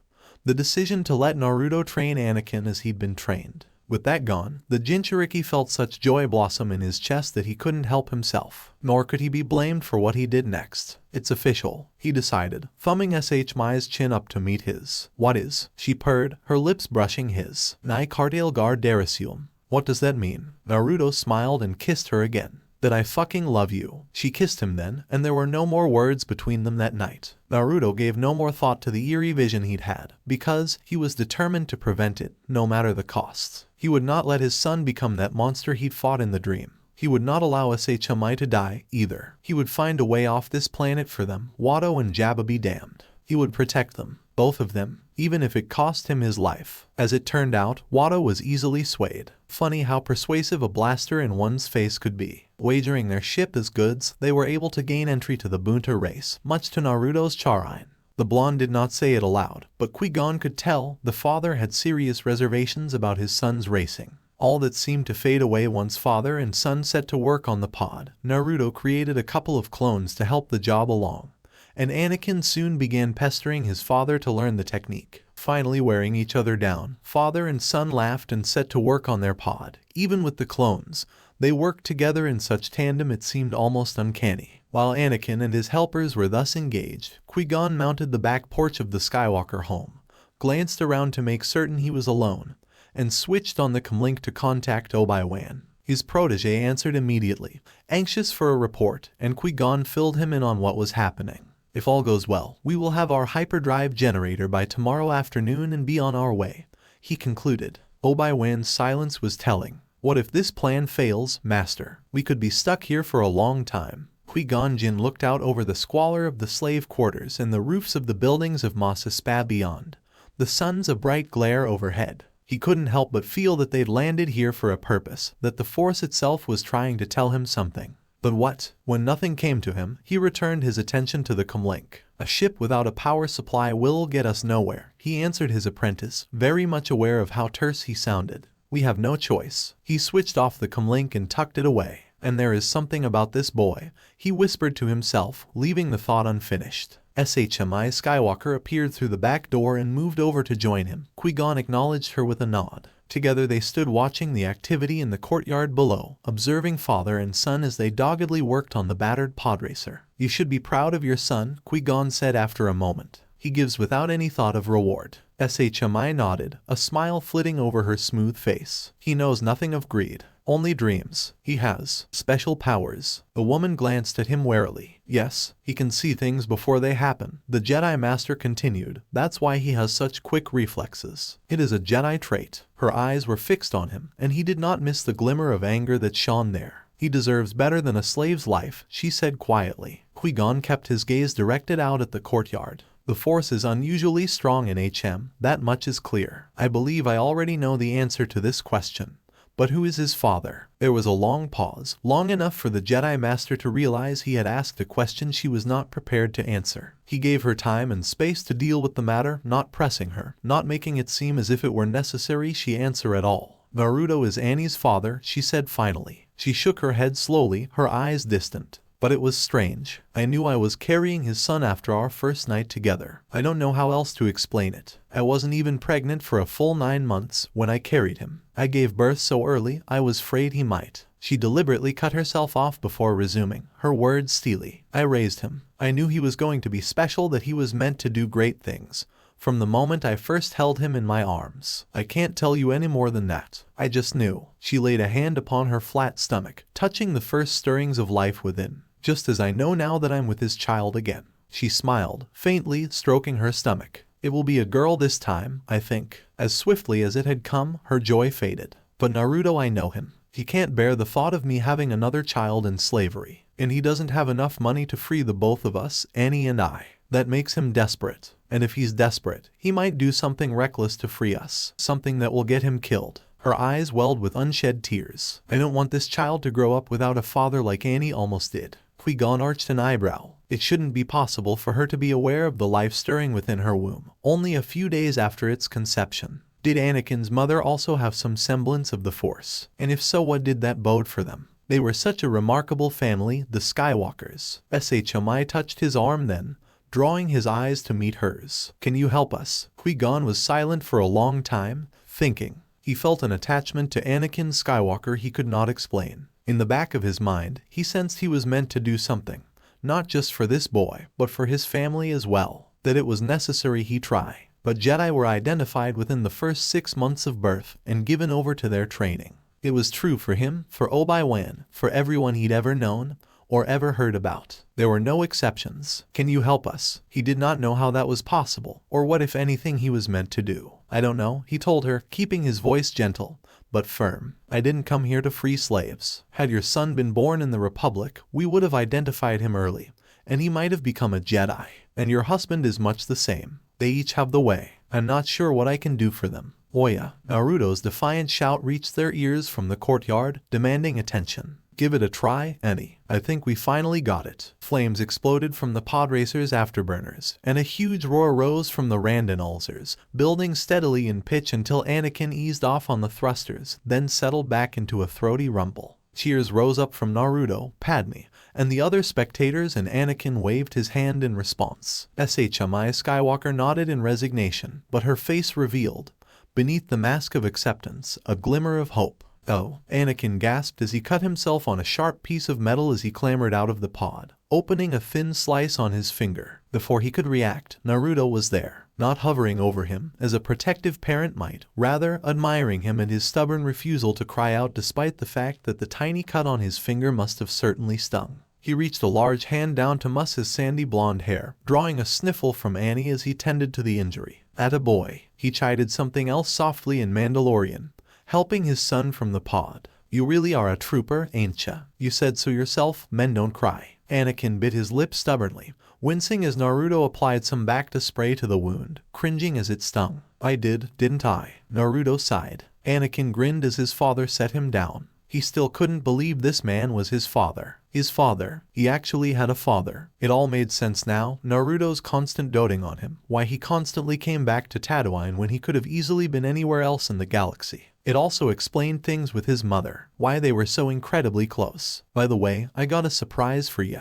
Naruto grinned, breaking the boy from his reverie. your mother finally saw the light. Anakin blinked wordlessly, utterly baffled. What? Naruto barked out a laugh and plunged a hand into one of the many pockets on his vest. Catch. Withdrawing a scroll, he proffered it to the boy, the item spiraling end over end as it passed from father to son. Anakin tried to snatch at it with fumbling fingers, almost dropped it. Frowning, he opened it, unfurling its contents, idly thanking his father for teaching him the native language of Japanese. His eyes got huge as he peered into it, deciphered its contents, understood exactly what it was that he was looking at. You mean? Naruto grinned a megawatt grin. She's gonna let me train ya, kid. So what do you say? You still up for it? There was a silence, then, yes. Naruto roared out a laugh and swept out his progeny off his feet and into his arms. That's my boy. Padme watched the scene wordlessly, her eyes distant and sad. Darkness cloaked Mos Espa in deepening layers as night descended.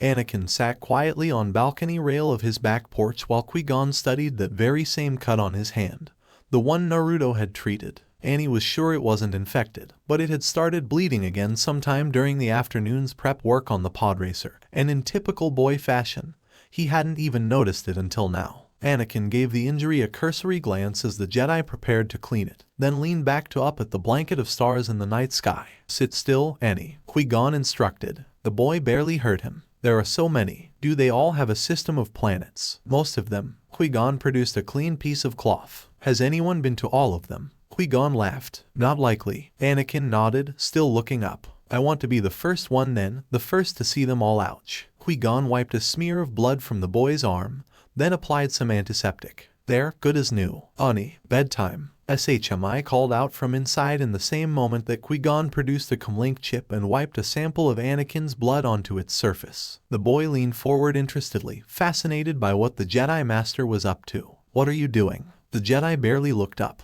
Checking your blood for infections. Anakin frowned. I've never seen. Ani, this time it was Naruto, not SHMI, who called out, more insistent this time, emerging onto the porch. There you are. Didn't you hear your mother calling you? The bounty hunter arched an eyebrow when he saw Qui-Gon on the porch, but if he found anything amiss with what the Jedi was doing, he didn't seem to be in any hurry to admit it. Go on, Qui-Gon urged Anakin, gesturing to the doorway. You have a big day tomorrow. He tucked the cloth into his tunic and turned toward Naruto. Doesn't he? That's right, son. Naruto placated, ushering his progeny toward the door. Don't worry, I'll be by to tuck you in a bit. If you're patient, I might even tell you about that trip I made to Dathomir. The boy's eyes shone with renewed interest. There was nothing he loved more than a bedtime story. Really? Naruto nodded. Really? Anakin hesitated, his eyes fixed on the Jedi Master, intense and questioning.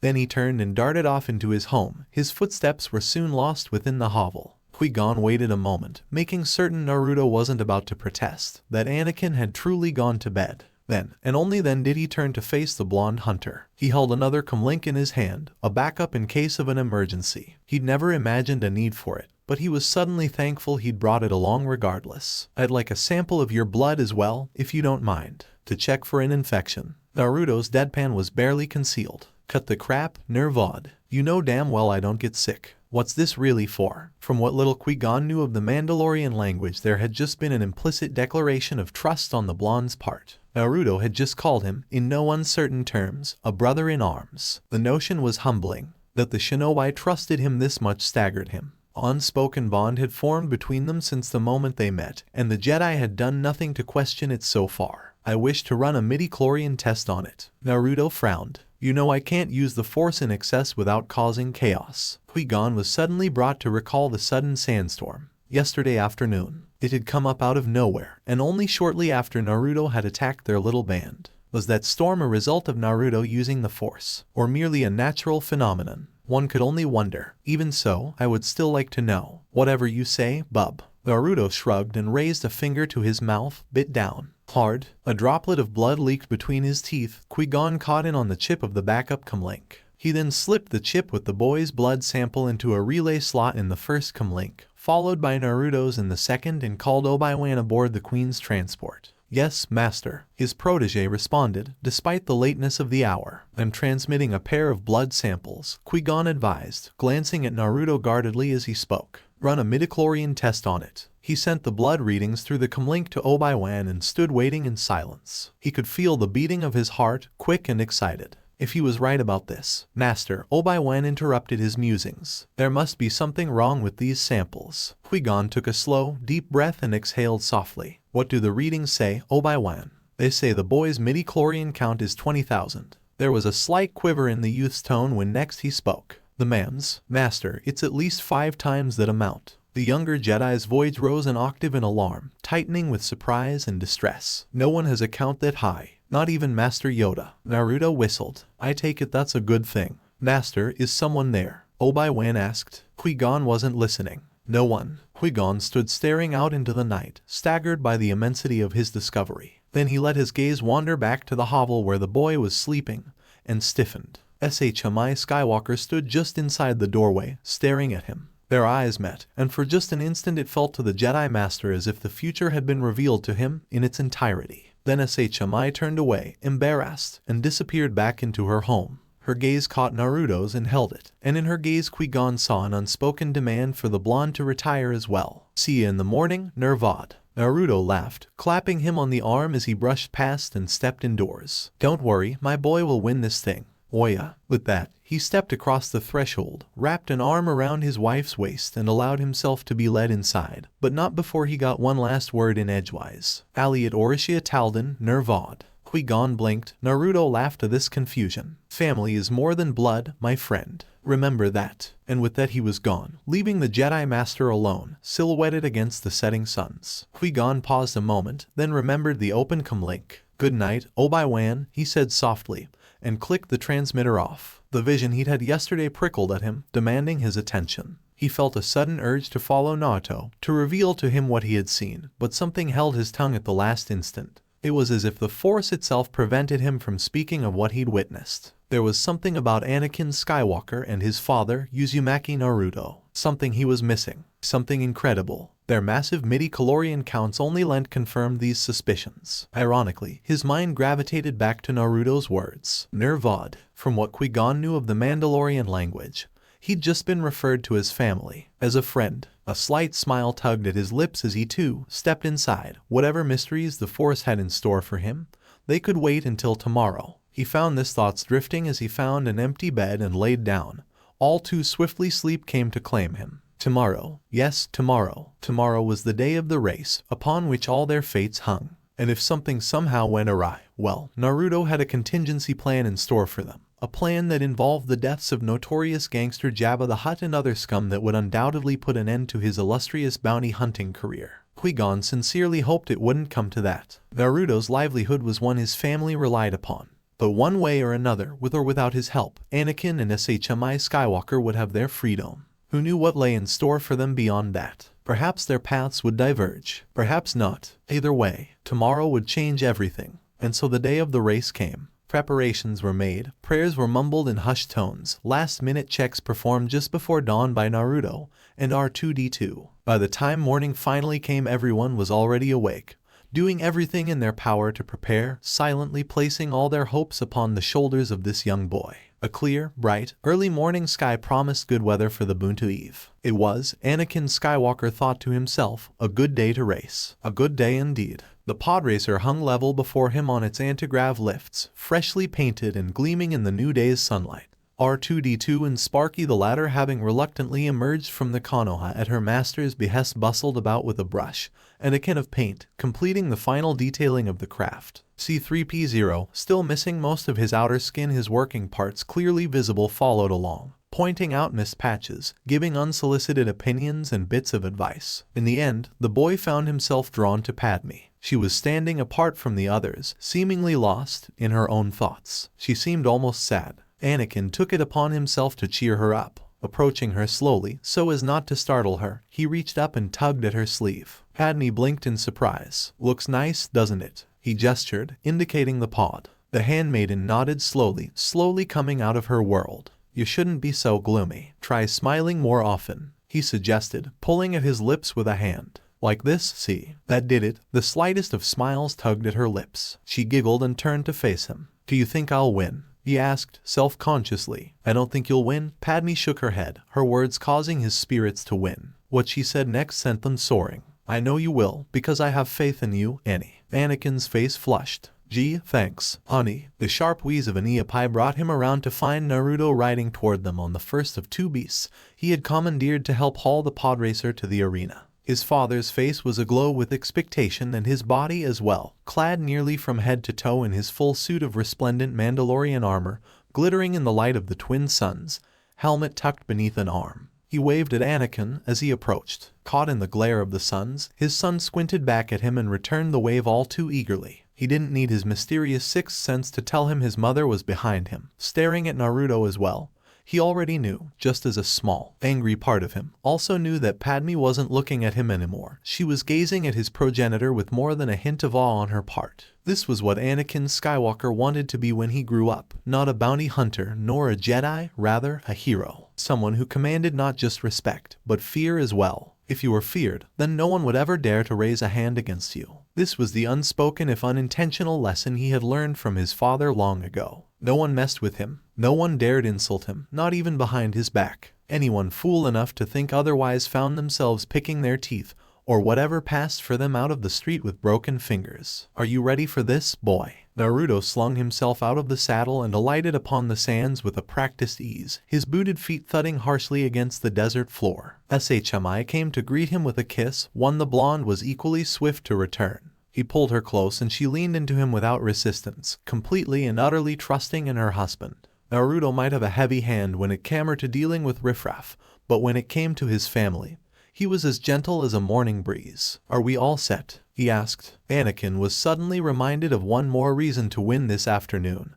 He wanted to make his parents proud. Yet, there was another reason. Yes, he wanted them to shower him with praise. But more than anything he wanted to make Padme proud, too. If he came out on top today, surely she'd respect him. Maybe then, that small, angry part of him groused, she'd finally stop looking at Naruto and start looking at him. The thought was small and petty, one he dismissed initially, but it lingered nonetheless. Ani, Anakin nodded fiercely. Hook him up. He turned back to Padme, a thought suddenly occurring. Where's Qui-Gon? The girl gestured. He left with Jar Jar for the arena. They've gone to find Watto. Anakin sprinted to his bedroom to wash and dress. Qui-Gon Jinn strolled through the main hangar of Mos Espa Podracer Arena, glancing at the activity about him with seemingly casual interest. The hangar was a cavernous building that housed podracers and equipment year-round and served as a staging area for vehicles and crews on race days. A handful of racers were already in place on the service pads, dozens of aliens who had found their way to Tatooine from every corner of the known galaxy crawling all over the pods and engines as pit bosses and pilots shouted instructions. The clash and shriek of metal on metal echoed in an ear-splitting din through the hangar's vast chamber, forcing conversations to be held at something approaching a shout. Jar Jar hugged one shoulder of the Jedi Master while Watto buzzed close by the other. The former was normal, fretful, nervous self, eyes rolling on their stalks,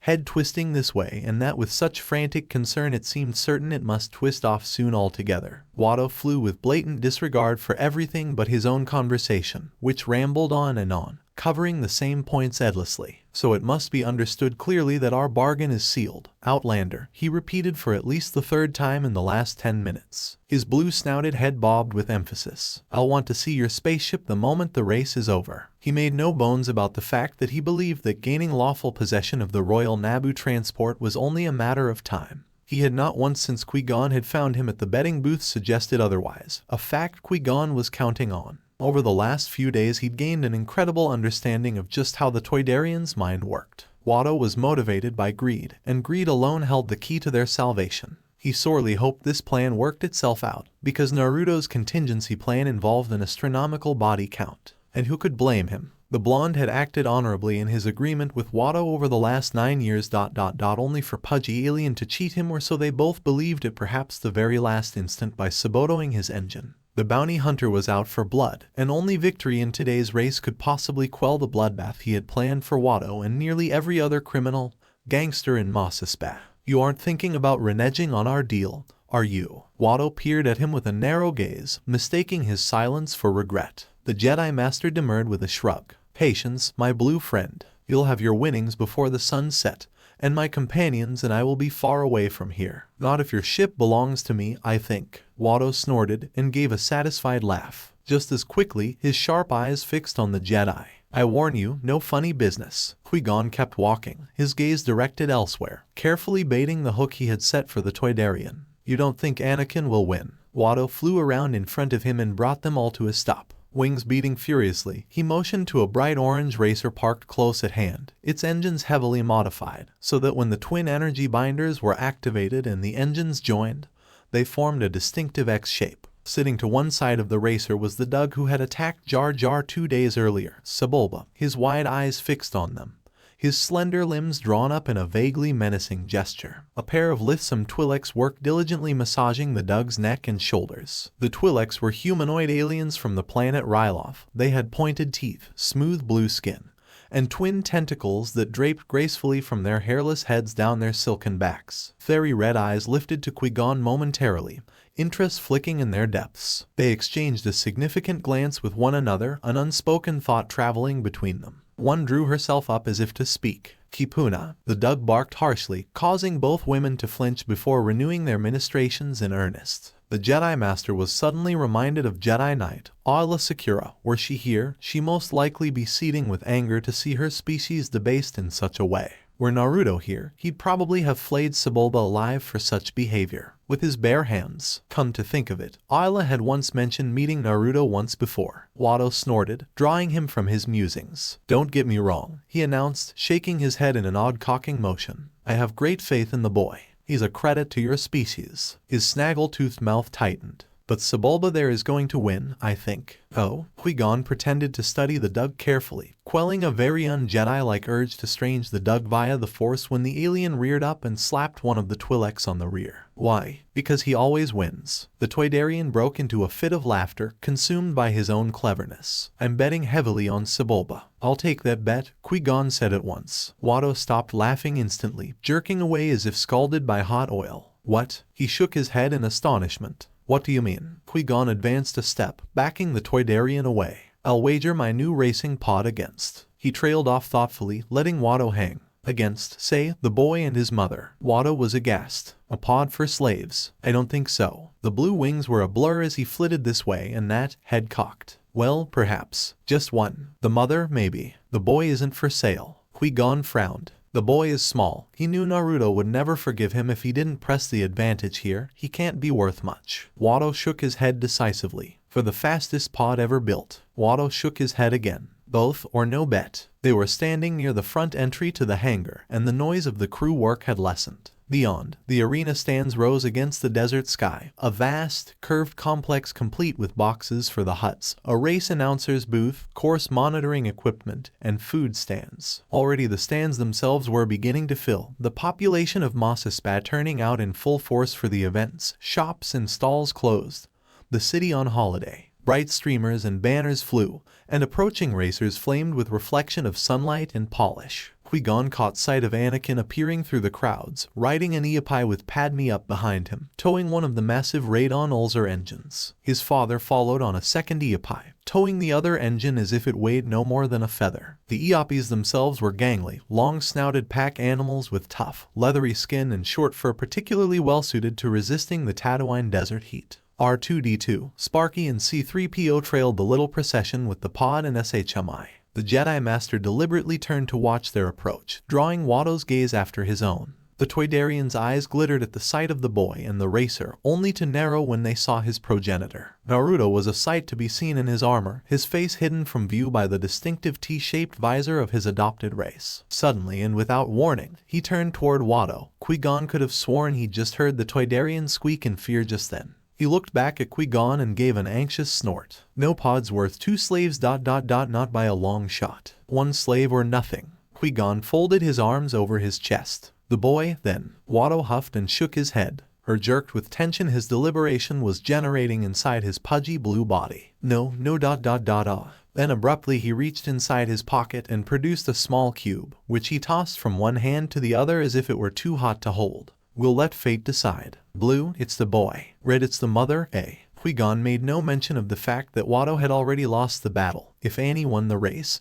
he would lose the war as well. The second Skywalker won, he would now secure his own freedom, and Naruto would in turn be able to buy SHMI off of this brainless blue buffoon. Watto cast the cube to the hangar floor. As he did, Qui-Gon made a small surreptitious gesture with one hand, calling on his Jedi power to produce the smallest, most minute inflection in the Force. For the circumstances required, it was more than enough. Out of the corner of his eye he saw Naruto's head snap up, his visored helmet fixating upon him as he felt that tiny ripple in the fabric of the Force. The cube bounce rolled, settled neatly on one end, blue side facing up. Watto threw up his hands angrily, his eyes turning narrow and sharp. "You won the toss, Outlander," he sneered in dismissal. "But you won't win the race, so it makes little difference, I think." "We'll see," Qui-Gon replied calmly. Anakin and the others reached them, entering the hangar with the pod and its engines. Watto wheeled away from Qui-Gon in a huff, pausing long enough to snap irritably at the boy. "Better stop your friend's betting," he declared with an angry snort, "or I'll end up owning him, too." One of the Iapis sniffed expectantly at him, and he swore at the beast in Huddies with such ferocity that it backed away.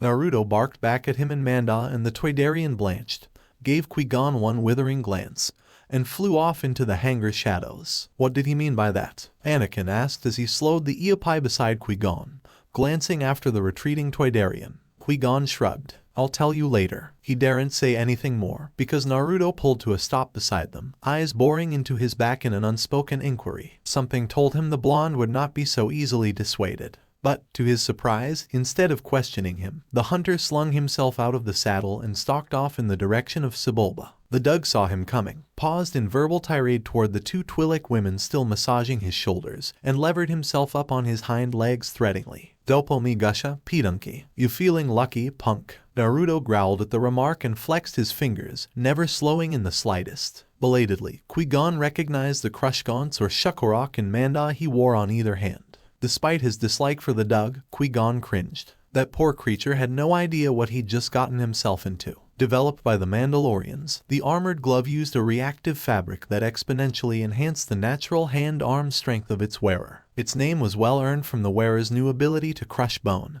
metal, or any other material with relative ease. Made of micronized Mandalorian iron, a crushgaunt was difficult to damage or destroy. It could be used to collapse throats, crush skulls, and shatter bones. Due to these unique properties, said properties being those of the micronized Mandalorian iron, the user of a crushgaunt could easily catch and hold a lightsaber blade in his grasp as he'd discovered the hard way, or summarily block an opponent's blade. The Jedi Master had the succinct feeling Naruto wasn't about to use those gloves to block any blades. Anakin, SHMI caught his meaning and moved to cover her son's eyes, and not a moment too soon. "Chubba," Naruto roared at Sebulba, backhanding the delusional Dug with a thunderous retort, launching his spindly body into the hangar wall. One hit was all it took to impart the meaning of his intent. The fearsome blow smashed Sebulba's confidence and sent the arrogant Dug scurrying toward the safety of his pod. Naruto started after him with a hiss, spitting obscenities that could make even the most foul-mouthed Hutt blush in utter shame. "Chuba Doompa Dopa Maski Kung," Sebulba whimpered, all of his bravado and bluster gone, evaporating in the face of the furious fighter closing in on him. Just when Qui-Gon thought the hunter might climb into the pod after Sebulba and eliminate him altogether, he stopped, stilling himself with an effort. He watched the hunter huff angrily,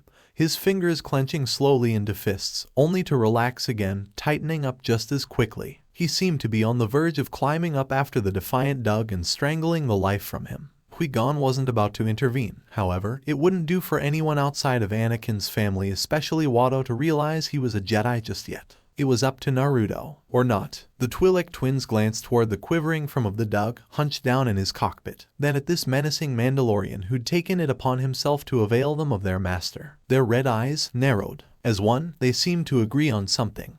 They much rather preferred the latter to the former. Qui-Gon stubbornly stifled a smile as they approached Naruto. All too late, the blonde seemed to realize the consequences of his actions. An angry grunt dissolved into a muffled gasp of disbelief as each woman looped an arm in his and simultaneously reached up with the other to remove his helmet in tandem. "Wahey." His head whipped left and right in surprise. "Ladies, what the devil are you doing?" "Ma Lorda Mirashani," one of them purred in Huddies, stroking his cheek. "No bada tutu." Naruto shook his head rapidly and uttered a denial in the same language, but the girls were having none of it. "Ma Lorda," the second sister repeated, firmly. It took Qui-Gon but a moment to mentally translate their conversation. Roughly, the pair were referring to Naruto as their lord, or master bounty hunter, much to the blonde's complete consternation. And then they went a step further than that with their affections, further proving Qui-Gon's suspicion that they were slaves by choice, lacking the transmitters possessed by SHMI and Anakin to keep them from fleeing.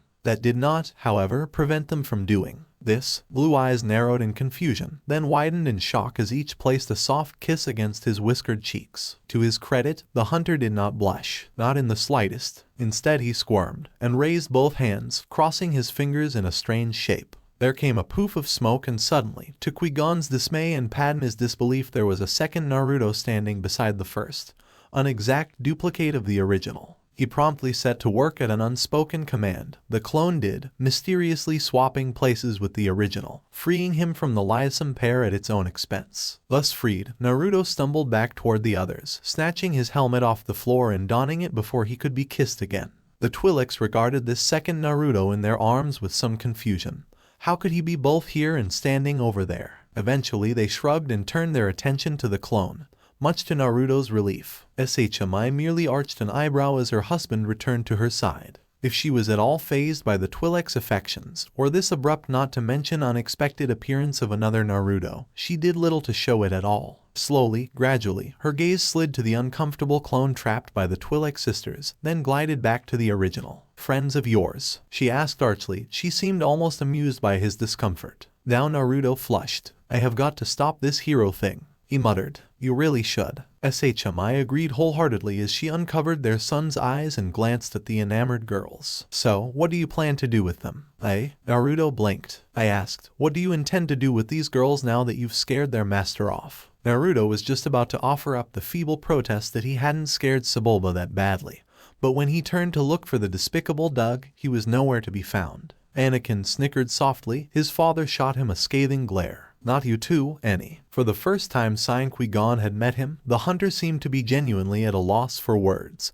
and SHMI was still expecting an answer to her question. "Well, I guess I'll just leave the clone with them and we can get out here while they're." A soft poof answered that question. Naruto turned to find that his clone, unable to tolerate the attention of the twins any longer, had dispelled itself, leaving him to tend with two sisters who evidently wanted to serve him as thanks for liberating them from Sebulba's oppressive service. Qui-Gon knew Naruto well enough to know the blonde would never allow such a thing to happen. It simply wasn't in his nature. And then the blonde did what he always did. He surprised the Jedi Master once again. "Hold it." Naruto promptly held up a hand, forestalling the sisters in their advance before it could begin.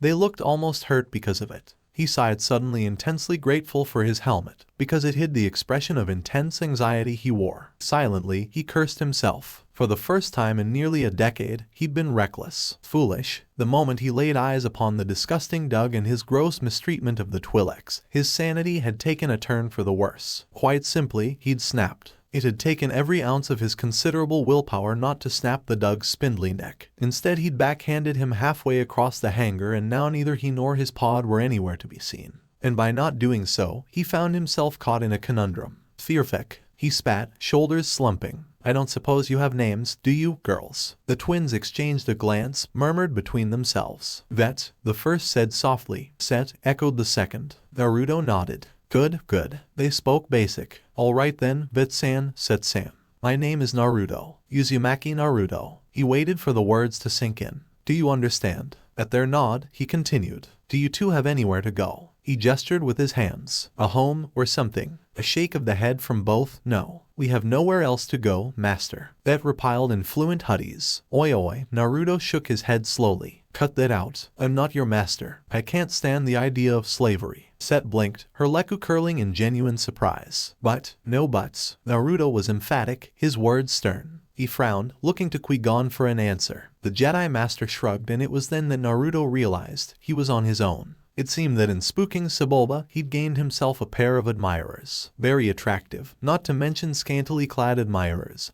who both saw and respected his strength and wanted him as their master. Stop. Naruto slammed a lid on that train of thought before it went any further. He was quite happy with SHMI, thank you very much. He wasn't about to let a pair of lithesome young females sway his conviction to his most precious person. It would take a lot more than that to tempt the likes of him. "Well now, this is interesting." Naruto blinked in surprise, simultaneously alarmed and relieved to hear Kurama's voice inside his head once more. "And where have you been?" He posed the question in his mind. I haven't heard from you for the last 2 chapters. Sorry, did I miss anything? The kitsune yawned within the seal. Thought I'd sleep off the filler and whatnot. Filler, aye, but now it's back to business. As soon as your son wins this race. Yeah, Naruto muttered to himself. Better stop freaking out the readers and breaking the 4th wall here. What? Kurama frowned, disappointed. You're not gonna keep them. No, Naruto flushed and willed himself to return to the situation at hand. I am not. Look, ladies. He began slowly, reaching into his belt and extracting a small pouch, divulging its contents into one hand.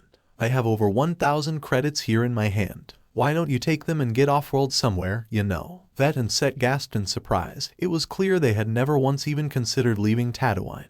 Indeed, their red eyes glittered in gratitude and amazement as they stepped forward to claim the monetary offering from him. But instead of taking the credits he'd offered, the sisters forced his hand shut around them. Naruto frowned. Kurama grinned. I knew it. What are you doing? We would still serve you, bounty hunter, Vet said, her scarlet orbs clear and calm, her tone insistent. We owe you a life debt for driving off that dug. If not as slaves, then as. Her leku curled slightly around her head as she struggled to find the words needed to express her emotions. Allies? It was Set who posed the question, stumbling over the word, unable or unwilling to meet his gaze. If you would have us at your side, we would gladly accompany you. The shinobi facepalmed. Things were not progressing as he'd planned. He'd come here to watch Anakin race. The absolute last thing he needed was a pair of Twi'lek helpers aboard his ship. He didn't need the Force to know SHMI was watching him, waiting for his response. Oddly enough, he couldn't sense any anger from her. She seemed more amused than anything.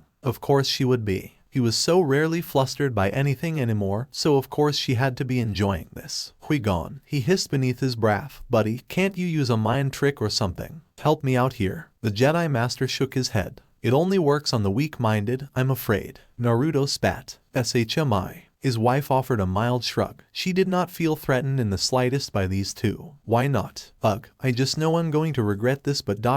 fine. The bounty hunter growled behind his helmet and flung up his hands in exasperation. You can come with us, but only until the next planet, and please for the love of Kami, get some clothes on. I can't think properly when the 2 of you are dressed like that. The sisters giggled at his remark and swiftly set out to do just that, leaving the group to marvel at what the bounty hunter had just done. Naruto could feel his cheeks burning beneath his helm, hotter than the twin suns of Tatooine. I knew you'd cave. Kurama gloated. You just can't resist a pretty face. Let's get going. Naruto snapped, stubbornly ignoring his tentant. This is so wizard, Annie. Anakin's best friend. Kitster grinned, heedless of the bounty hunter's close call. I'm sure you'll do it this time. Padma's gaze shifted from one to the other. Do what? She asked suspiciously. Kitster beamed. Finish the race, of course. The girl paled. Her eyes burned into Anakin. You've never even finished a race, she demanded incredulously. The boy blushed. Well, not exactly. His mouth tightened with determination. But Kitster's right.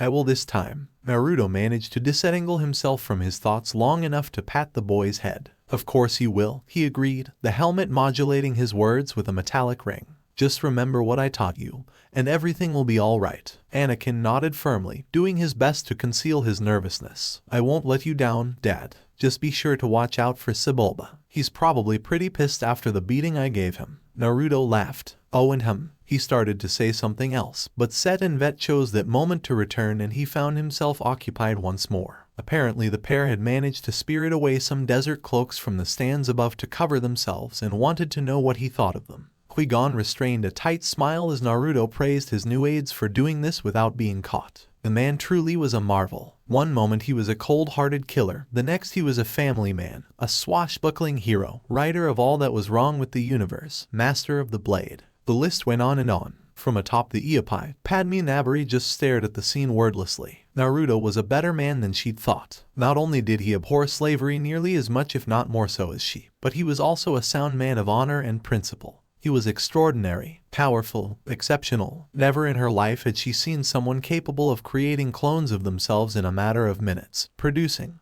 living, breathing duplicates that were capable of independent thought. She didn't need to see his face to read his body language. For a split second there, he'd been distinctly uncomfortable around the Twi'lek twins. One glance with Qui-Gon was more than enough to confirm her suspicions. The Jedi Master shared her suspicions and was likewise stunned by the blonde's ability to duplicate himself. Her mind awhirl with possibilities, she handed Qui-Gon the reins to the Eopai and allowed herself to follow after Anakin and the others. Perhaps she might have underestimated Uzumaki Naruto. In the center of Mos Espa, the crowds were beginning to thin as the population gravitated in increasing numbers toward the podracer arena at the edge of the spaceport. Most of the shops and stalls were already closed, and the rest were in the process of doing so. Owners and vendors were completing sales and glancing anxiously in the direction of the traffic's steady flow. Amid the confusion and bustle, a Sith probe droid slowly floated along, mechanical eyes traveling from shop to shop, from face to face, searching for a certain blonde bounty hunter. Over 100,000 beings had filled the podracer arena by the mid-morning,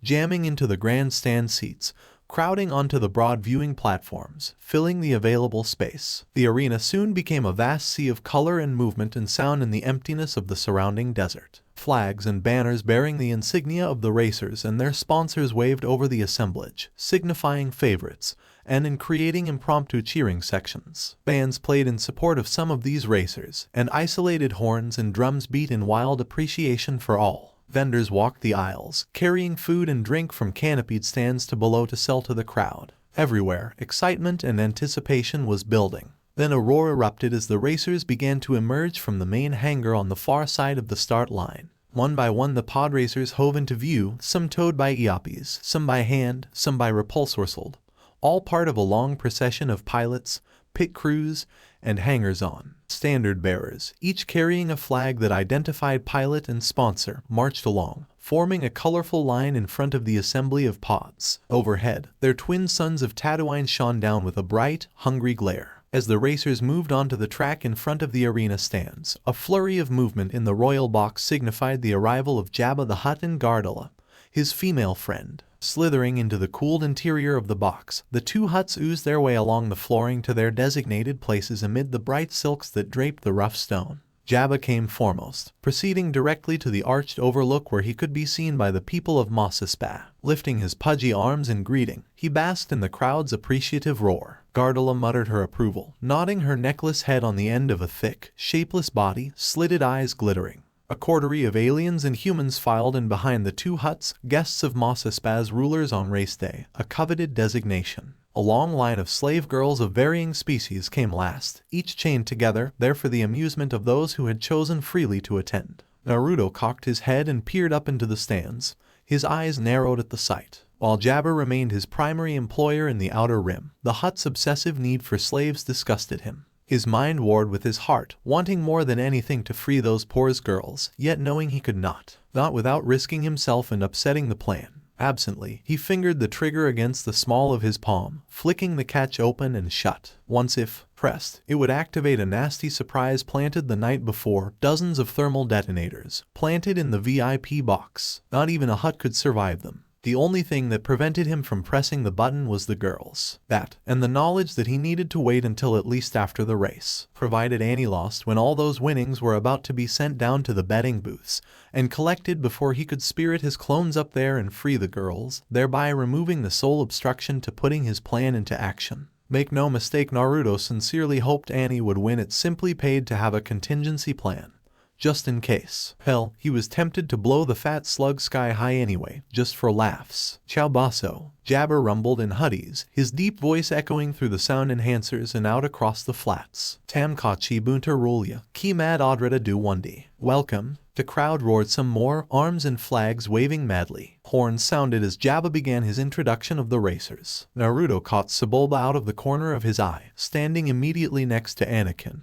Hind legs reared up as he waved to the stands. Evidently the Dug hadn't chickened out after all. He did pale a bit, however, when he caught sight of Naruto. Good, the blonde thought to himself. Let him be afraid, frightened, he'll make more mistakes. And the more he makes, the easier it'll be for my boy to win. One by one, Jabba recognized the podracer pilots. Naruto dutifully ignored the long list of names. A glance over his shoulder revealed Kitster at work attaching the Randon ulcers to Annie's pod with the Steelton cables, checking the fastenings with sharp tugs. He flashed Naruto a thumbs up. The blonde inclined his helmed head minutely in answerment. Any moment now. Mohonic Tuda Hawk, Jabba boomed. Tito Pagali's Tuda Munis Mandal. Anakinskywalker Tuda Tatooine. Applause burst from the crowd, though it was not as enthusiastic as it had been for Sebulba, Gasgano, or several of the others. Anakin waved in response, eyes traveling over the thousands gathered, his mind already out in the flats. When he turned to walk to his racer, his mother was standing in front of him.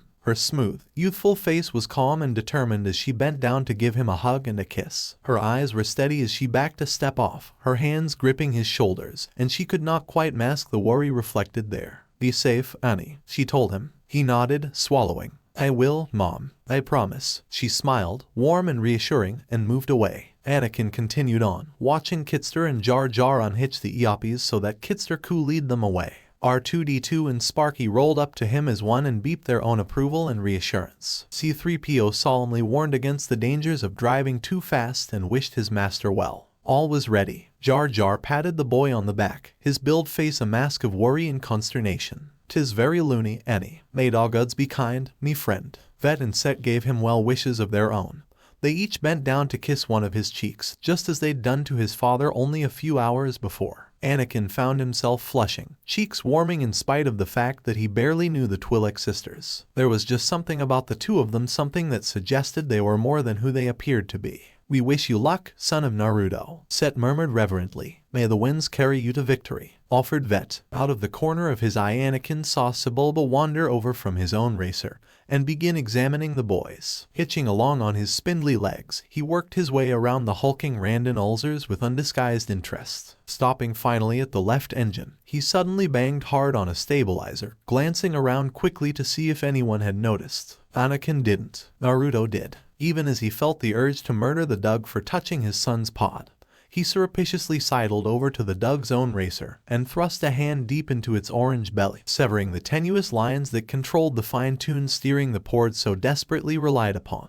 His mission complete, he walked back toward Anakin's pod and corrected the loosened stabilizer, whistling innocently. Padme appeared just then and bent down to kiss Anakin's dark cheek. Her dark eyes were intense. "You carry all our hopes," she said quietly. Anakin's lower lip jutted out. "I won't let you down." She gave him a long stare, then moved away. As she did so, Sebulba sidled up to him, his wizened, whiskery face leaning close. "You won't walk away from this one, slave scum," he wheezed softly, grinning. "You're Bantha Poodoo." Anakin stood his ground, just as he'd been taught, giving the Dug a stony look. "Don't count on it, slime face." Qui-Gon and Naruto were approaching, and Sebulba backed away toward his own racer, malevolence mirrored in his flat stare. Horns blared, and a new roar rose from the crowd. Jabba the Hutt oozed to the lip of the royal box, his thick arms lifting. "Kabazakundi datam H-Strutta," he growled. "Let the challenge begin." The roar of the crowd began to build even further. Naruto helped Anakin into his pod. The boy settled himself in place in the seat, securing his straps,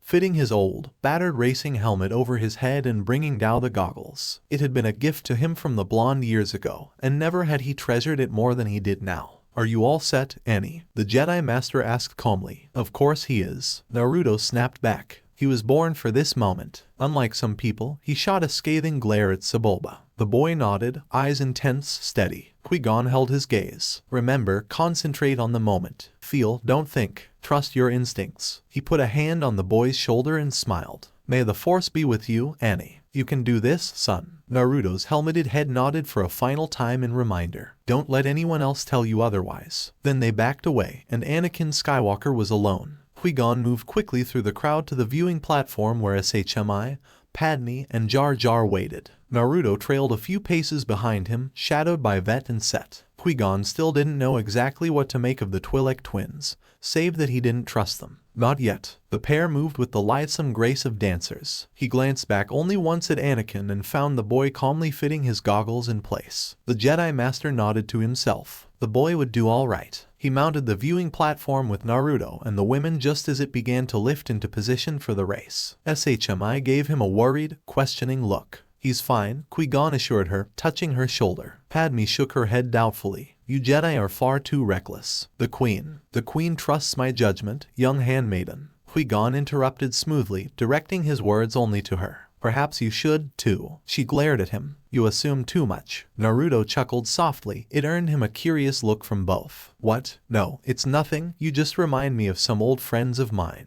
The viewing platform locked into place, and all eyes turned towards the racers. Energy binders were engaged, powerful electromagnetic currents arcing between coaxial plates, locking the twin engines of each pod racer together as a single unit. Now the engines themselves began to turn over, their booming coughs and rumbles mingling with and then overwhelming the roar of the crowd. Flag bearers and pit crews moved hastily aside, clearing the start line beneath the arch that marked the beginning and end of the race. Overhead, a red light held the racers in place. Anticipating the green, the pilots gunned their engines, the massive casings shaking with the force of the power they generated. The cables that bound them to the pods and their drivers straining to break free. Standing next to Qui-Gon, Jar Jar Binks covered his eyes in dismay. "You know, watch, this gonna be messy." Though he could not bring himself to say so, the Jedi Master was inclined to agree. "Steady, Anakin Skywalker," he thought to himself. "Concentrate." Naruto stood up and ripped off his helmet, revealing the anxious eyes within. "Go, Annie." Then the light over the starting line flashed bright green and the race was underway. It felt like hours, but in reality, the race was over in only a few minutes. Naruto could sense his son out there on the flats, and one other, Sebulba. The Dug was jockeying wildly to keep the lead. Anakin was snapping at his heels like an hound starved for meat. Whether through design or accident, all the other racers had either crashed or fallen too far behind to make any meaningful difference here in the last lap. But not any. No matter how many times the Dug blocked him, he still kept at it, quick on the draw, determined, ready to pounce upon the slightest opportunity. Finally, Anakin shifted left, then right. But this time when Sebulba moved to block him, Anakin faked a third shift, drawing the Dug left again. The instant Sebulba began his blocking move, Anakin jerked his racer hard to the right and nosed in beside the Dug. Down the flat, open final stretch of the course the pod racers tore, side by side, the arena stands and warding statuary beginning to take shape ahead. Sebulba screamed in frustration and deliberately swerved his pod into Anakin's. Infuriated by the boy's dogged persistence, he slammed into him once, twice, 3 times. But on the 4th strike Sebulba made a mistake, swerving too hard in a desperate attempt to force the boy off and into the ground, juking hard to the right. His damaged steering vane courtesy of Naruto chose that moment to break. The Dug's pod shot forward as if catapulted, collapsing the tow lines, sending both X-shaped engines screaming out of control. One engine slammed into a piece of ancient statuary and disintegrated into flames. Then the second went, ramming into the sand and exploding in a massive fireball. The towing cables broke free, and the Dug's pod was sent skidding through the flaming wreckage of the engines, twisting and bumping violently along the desert floor to a smoking stop. Sebulba extricated himself in a shrieking fit, throwing pieces of his ruined pod in all directions only to discover that his pants were on fire. "Voodoo," he screamed. Anakin Skywalker flew overhead, the exhausts from the big Randon ulcers sending sand and grit into the Dug's face in a stinging spray. Hanging on to maintain control as he crossed the finish line, he became, at 9 years of age, the youngest winner ever of the Bunto Eve race. "Oya!" Naruto roared the Manda phrase from behind his helmet with gusto, the words momentarily scramming the HUD's vocoders. "There we go. That's my boy." Without pause or preamble, his jetpack flared to life, carrying him from the platform to the sands below. As the viewing platform he occupied with SHMI, Padme, Vet and Set slowly lowered, Qui-Gon watched the crowd surge toward Anakin's racer. The boy had brought the pod to a skidding in the center of the raceway, shut down the Randon ulcers, and climbed out. Kitster had already reached him and was hugging him tightly. R2-D2, Sparky, and C-3PO were scuttling around them both. When Naruto and their crowd converged mere moments later, they hoisted Anakin aloft and carried him away, chanting his name. Qui-Gon exchanged a warm smile with SHMI, nodding his approval of the boy's performance. Anakin Skywalker was special indeed. The viewing platform settled in smoothly, and its occupants offloaded onto the raceway in a rush, allowing his companions to join the celebration.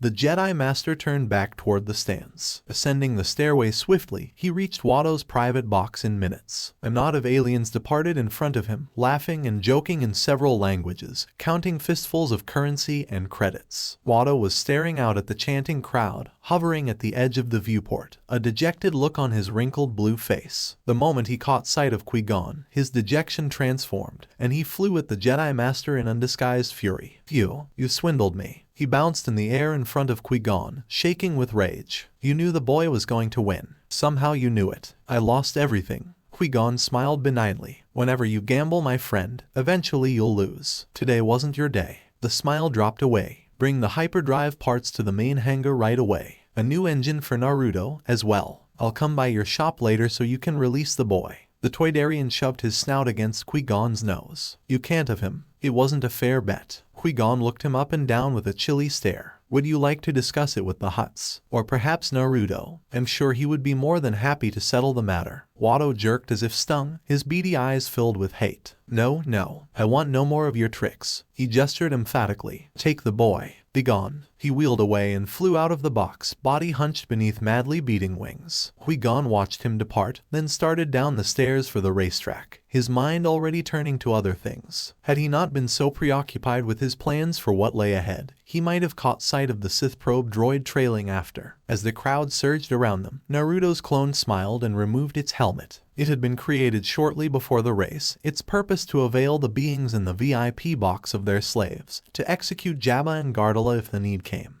That time was now, though their execution was no longer required. Maybe he'd frame Watto for that. But there were still slaves to be freed, and he'd be damned if he let the Hutts exact their cruel and sick pleasures upon those poor women. A simple henge had altered its appearance dramatically. Its orange and black armor were now a steel blue, lacking the Beskar plating and sporting a slim build, its hair darker, shorter. Indeed, it no longer resembled its creator in the slightest, but rather the likeness of his mentor, and possibly the one man more skilled than he, Jango Fett. This would be one of his greatest pranks ever. No, wait, scratch that. There had been that one time he'd impersonated a Jedi Master back on Coruscant. Dooku was his name, and made a royal mess of his name just to fuck with the Jedi Order. That had been his greatest prank ever. But this this would prove to be a very close second, impersonating the man who'd taught him almost everything he knew about being a Mandalorian. Naruto knew the man had no love of slavers or slavery, and so it was with great pleasure that he walked past the grounds leading to the box and flashed its guards a smile that suggested he was a rancor,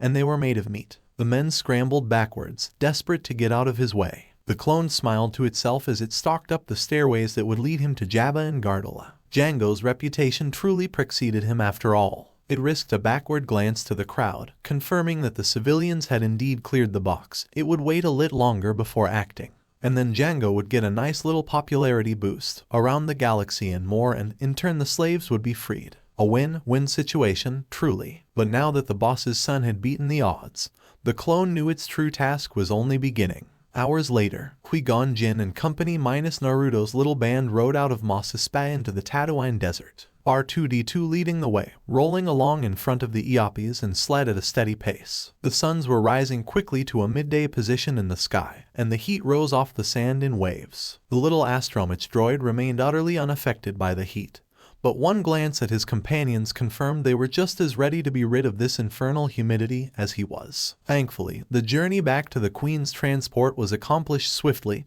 and without incident. Obi-Wan was waiting for them, appearing down the rampway as soon they neared, his youthful face intense. I was getting worried, he announced without preamble. Qui-Gon dismounted, then helped pad me down. Start getting this hyperdrive generator installed, he ordered. I'm going back. I have some unfinished business. Business? His protege echoed, arching one eyebrow. I won't be long. Is that an engine? His student frowned when he saw the third Iappi, led by Jar Jar, towing a massive block of machinery in its wake. Certainly that couldn't be for the ship. It was the hyperdrive that was damaged, not the engine itself. Besides, this one was much too large. Qui-Gon noticed his scrutiny and smiled softly. Why yes it is. I have a bad feeling about this. Obi-Wan studied him a moment, then sighed, giving voice to his misgivings. Why do I sense we've picked up another stray? Qui-Gon took his arm and moved him away from the others, lest they be overhead. It's the boy who's responsible for getting us these parts. He paused. The boy whose blood sample you ran the test on last night. His father and mother as well, if they're willing. Obi-Wan gave him a hard, steady look, then turned away. Qui-Gon grabbed his wrist. Something troubles you. It was not a question. Master, for a moment, it looked as if protege might divulge his secret. Then just as suddenly, he shook himself free of his teacher's grip and continued on. Qui-Gon allowed him to go. Obi-Wan was still young in the ways of the Force. He did not yet see nor understand the hand of fate that Qui-Gon saw upon Naruto Uzumaki and Anakin Skywalker. But he would, in time, he would come to understand the wisdom in this odd decision, would accept it, and move on. On a rise overlooking the spacecraft, hidden in the glare of the suns and the ripple of the dunes, the Sith probe droid hung motionless for a final transmission, then quickly sped away. Anakin walked home with his mother and C-3PO, still wrapped in the euphoria of his victory, but wrestling as well with his sadness over the departure of Padme. He hadn't thought about what would happen to her if he won the Buntu Eve, that it would mean Qui-Gon would secure the hyperdrive generator he needed to make their transport functional. So when she bent to kiss and hug him goodbye, it was the first time he had given the matter any serious thought since her arrival. "I miss her." He was stunned, caught in a mix of emotions, and all of a sudden he'd wanted to tell her to stay.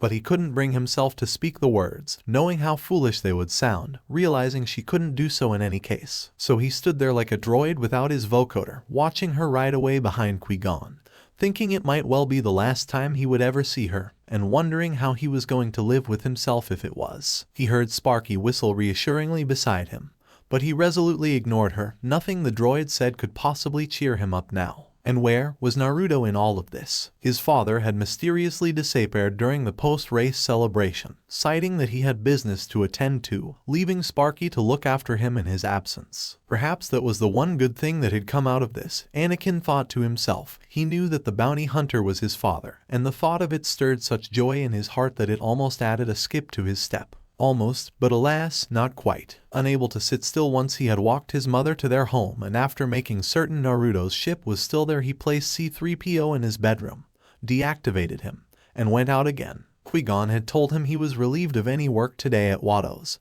so he pretty much could do what he wanted until the Jedi returned. He gave no thought to what would happen then, wandering down Mos Espa Way with the orange-black droid at his heels, waving as his name was shouted out from every quarter on his journey. Basking in the glow of his success. He still couldn't quite believe it, and yet it felt as if he had always known he would this race. Kitster appeared then Amy, and Wald, and soon he was surrounded by a dozen others. He was just approaching the connector to Mos Espa Way when a Rodian youngster, bigger than himself, blocked his way. Anakin had cheated, the Rodian sneered angrily. He couldn't have won the Buntu Eve any other way. No fatherless shag could win anything. Shut up. Anakin was on top of him so fast the bigger being barely had time to put his arms up in defense before he was on the ground. Anakin was hitting him as hard and as fast as he could, not thinking about anything but how angry he was, not even aware that the source of his anger had nothing to do with his victim and everything to do with losing Padme. Oi! Then Naruto was there, looming over them like an angry god. He pulled Anakin away, separating the two fighters, and demanded to know what the devil this was all about. Somewhat sheepishly, but still angry, Anakin told him. Naruto studied him carefully, disappointment registering on his whiskered features. He fixed the young Rodian with his gaze and asked him if he still believed Anakin had cheated.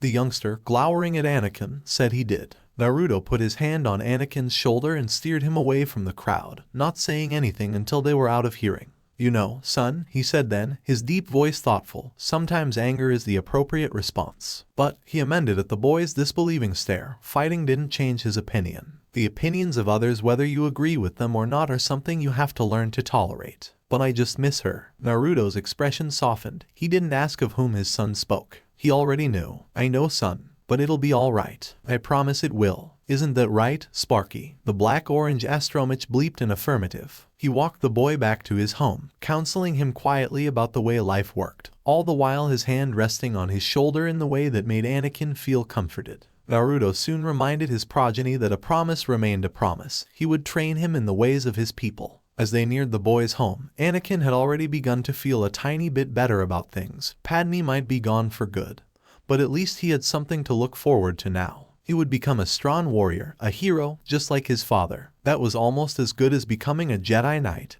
he supposed. Imagine his surprise when they found Qui-Gon there, waiting for them, with an engine. An engine? Naruto made a squelching sound behind his helmet. He was clearly just as surprised to find the Jedi Master waiting for the two of them. Vet and Set were there with him as well, their desert cloaks replaced by long, flowing diaphanous silks. Even from here the Twi'leks could heard chattering at the Jedi Master in Huddies, just as they could also be seen by the Konoha stubbornly barring Qui-Gon's path with virulence alone, guarding the entrance to Naruto's Beloev vessel as though all their very lives depended on it. And they just might, as the bounty hunter took his arm away from his son's shoulder and stalked forward. The Jedi saw them coming and turned away, ending his heated discussion with the Twi'leks. Naruto never even bothered to slow his stride. He barreled right past the three of them, fixated on the massive engine block that held his prize. There was a moment of silence as his booted feet ground to a halt only a few feet away from the massive hunk of transparasteel. Abruptly he jerked back and flung his arms wide. "It's beautiful," he exclaimed, gazing longingly upon the fresh engine the Jedi had provided for him. "Where did you get it?" "Consider it a gift from Watto." "Magnificent bastard,"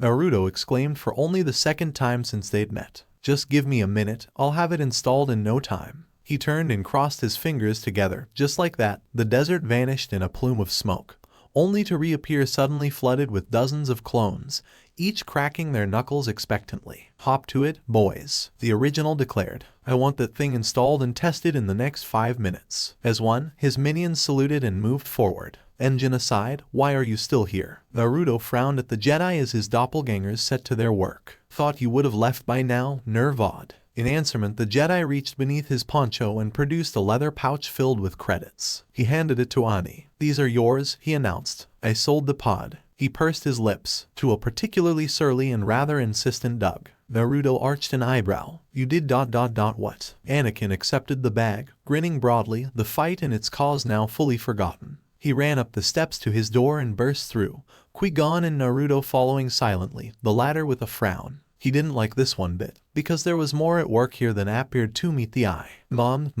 Anakin cried out as she appeared to greet him. "Guess what? Qui-Gon sold the pod. Look at all the money we have." He produced the leather pouch and dropped it into her hands, enjoying the startled look on her face. "Oh my goodness," she breathed softly, staring down at the bulging pouch. "Annie, that's wonderful." Her eyes lifted quickly to meet Qui-Gon's. The Jedi stepped forward, holding her gaze, and it was then, at that very moment, that Naruto finally understood what was happening. "Ani has been freed." The words left his lips at the same time in which Qui-Gon spoke them, their voices overlapping in eerie duality. The boy's eyes went wide. "What?" Qui-Gon glanced down at him kindly. "You are no longer a slave." Skywalker stared at the Jedi in disbelief, her smooth face rigid, her eyes mirroring her shock and disbelief, one Naruto readily shared. So that was what Watto had meant by Qui-Gon's betting. The Jedi Master had wagered Anakin's freedom on the outcome of the race and come out on top. Must have been working on his poker face, the blonde mused. And then it hit him like a thunderbolt crackling across the arid skies of this humid and hellish planet. He could free SHMI.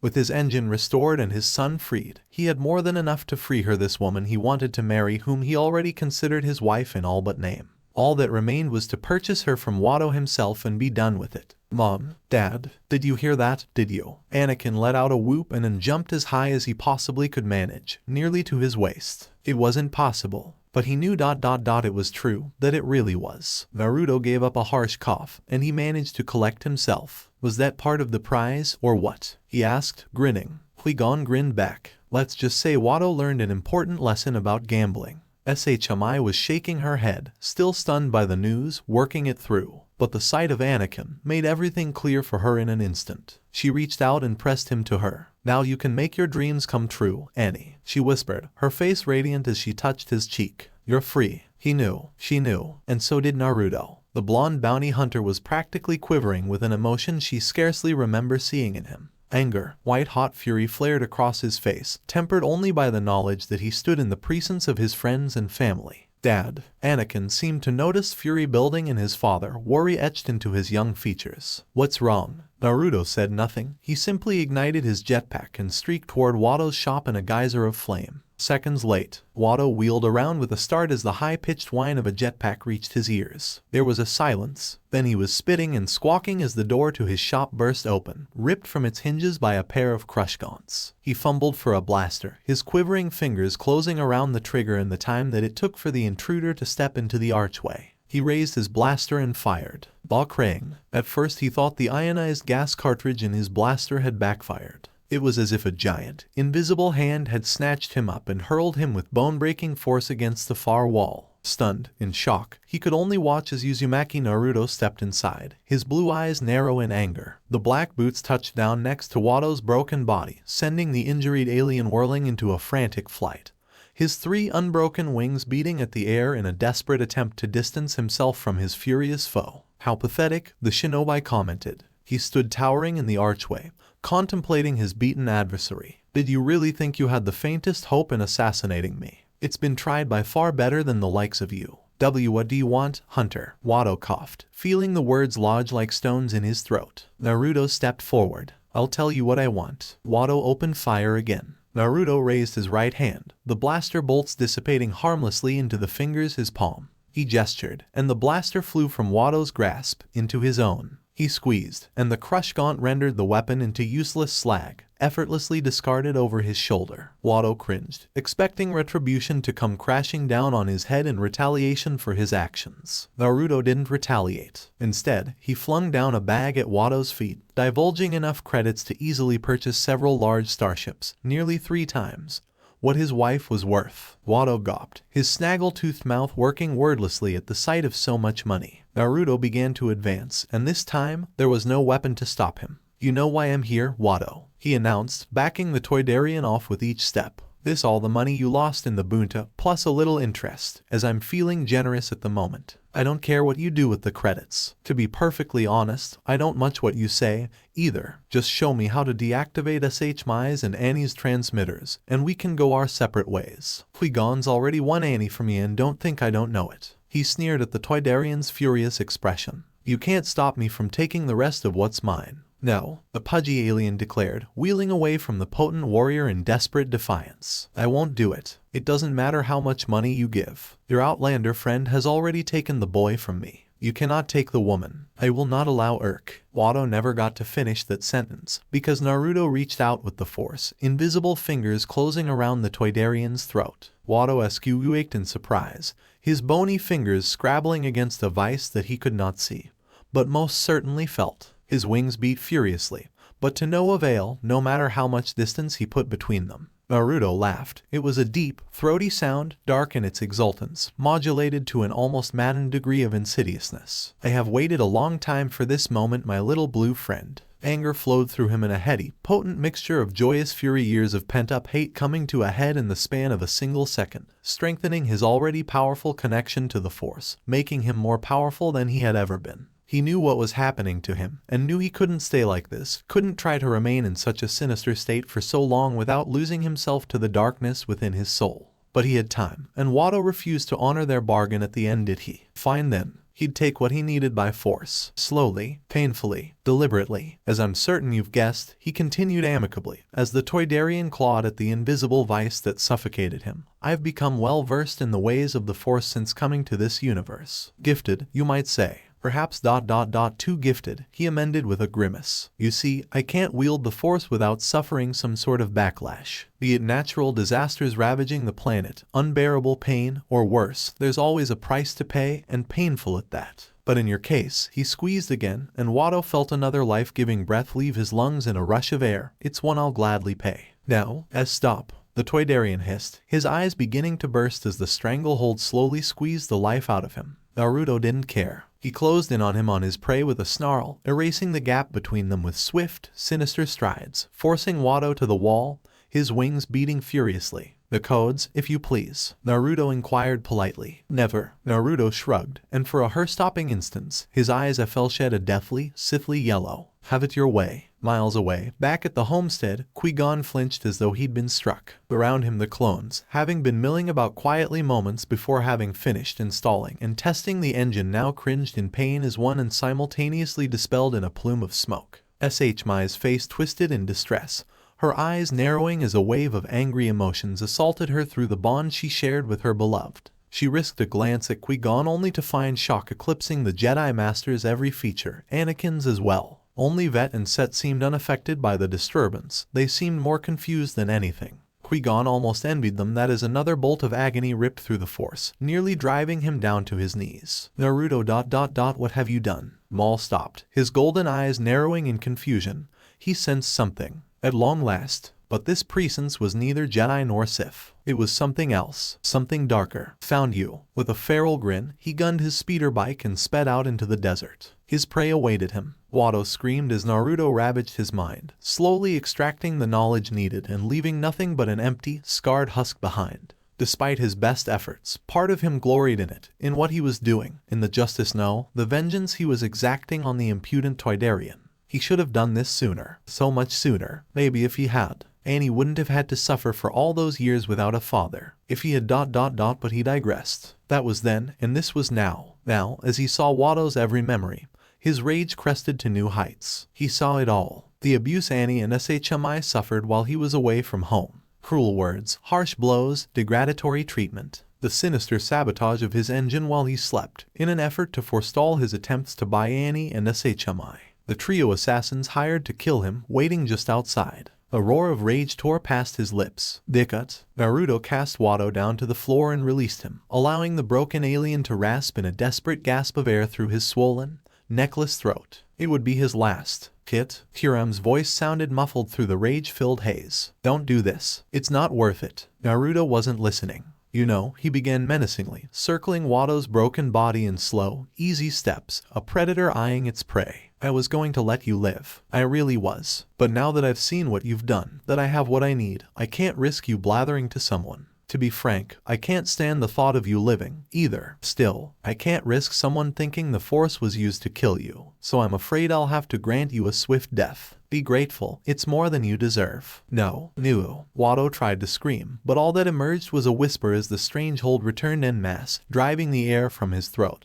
twisting the muscles of his neck, straining. Breaking. Goodbye, Watto. He flicked his wrist, and a harrowing crack of bone signaled the end of a life. Only a few minutes had passed before a streak of flame on the horizon signaled Naruto's return. He alighted heavily before them, staggering half a step, as though intoxicated. Qui-Gon supposed he was. After forcing that much power through his body, he had to be hurting. He staggered another step, straightened himself, stood woodenly. His helmet hid whatever expression he wore, but Qui-Gon could feel the last remains of an unholy rage bleeding from his system, an unspoken word that he'd almost gone to the dark side before ending Watto's life. Already he could feel the Force roiling around them. Something was about to happen on Tatooine, something he had no desire to be part of. Naruto had delved too deeply into the Force, and now it was preparing to try and retaliate in a massive fashion. The sky was already darkening on the horizon in a massive sandstorm. If they stayed here for more than few minutes, there might be nothing left. Nothing at all. It was time to leave. He knew this, yet even so he had to ask. What did you do? He said it more for the benefit of the others than himself. Aggressive negotiation. Naruto sounded sorrowed behind the helmet, almost ashamed. Watto drove a hard bargain, but I managed to persuade him to free Shimmy. Anakin's exultant laugh and SHMI's gasp of sheer shock were carefully ignored as he turned to Vet and said, "All right then, lades, the ship needs prep for departure. Pack your things." He turned to take in SHMI and Annie once again, and before either could blink, he'd wrapped his arms around both, drawing them close. "We're going to Coruscant." "All of us?" Anakin asked in quavering tones, as though he couldn't possibly believe what Naruto was saying. His grin encompassed all of them. "All of us." Qui-Gon couldn't keep the smile from his face this time. Yes, Naruto's brief descent into the dark side worried him, but everything he saw before him told him that the blonde was still very much at one with the light. He would not be lost to the shadows so easily. He was lost in his own thoughts when a flicker in the Force screamed a wearing. Qui-Gon swung about with such swiftness it caught everyone completely by surprise. Down swept the Jedi's lightsaber in a brilliant arc, cutting between the glaring suns and a black blur, clashing momentarily with something made of metal that shattered in the wake of the weapon's passing. Wah! Naruto jerked forward a split second later, blocking SHMI and Annie protectively. But it was already over. Qui-Gon clicked off his lightsaber and knelt to inspect a cluster of metal parts still sparking and fizzing in the sand.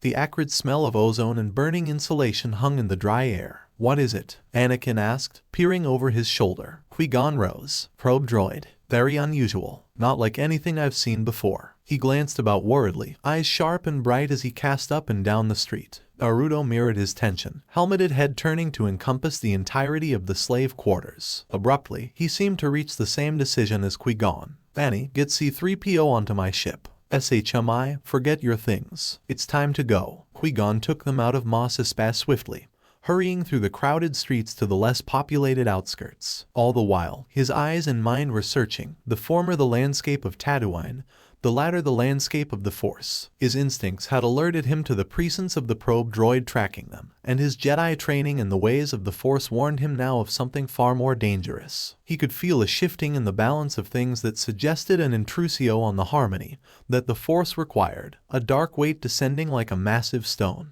Naruto followed close behind. SHMI and Annie clustered close to him as he muttered blackly to himself. The Konoha was already en route to the Queen's royal craft, slowly coming into sight on the horizon, and Qui-Gon forced himself to relax. Everything would be all right. The transport was coming into shape now, a safe haven, if they could just get to it. Shmi gasped as an unseen hand wrenched her backwards, flinging her to the sands like a ragdoll. Naruto cried out in surprise. His words were eclipsed by a roar of fury. And then the assassin was amongst them, a blur of black and red, his lightsaber flashing, forcing Naruto to desperately parry before Qui-Gon could prevent it. And then just as quickly as the two combatants had engaged, they split apart. Maul stopped.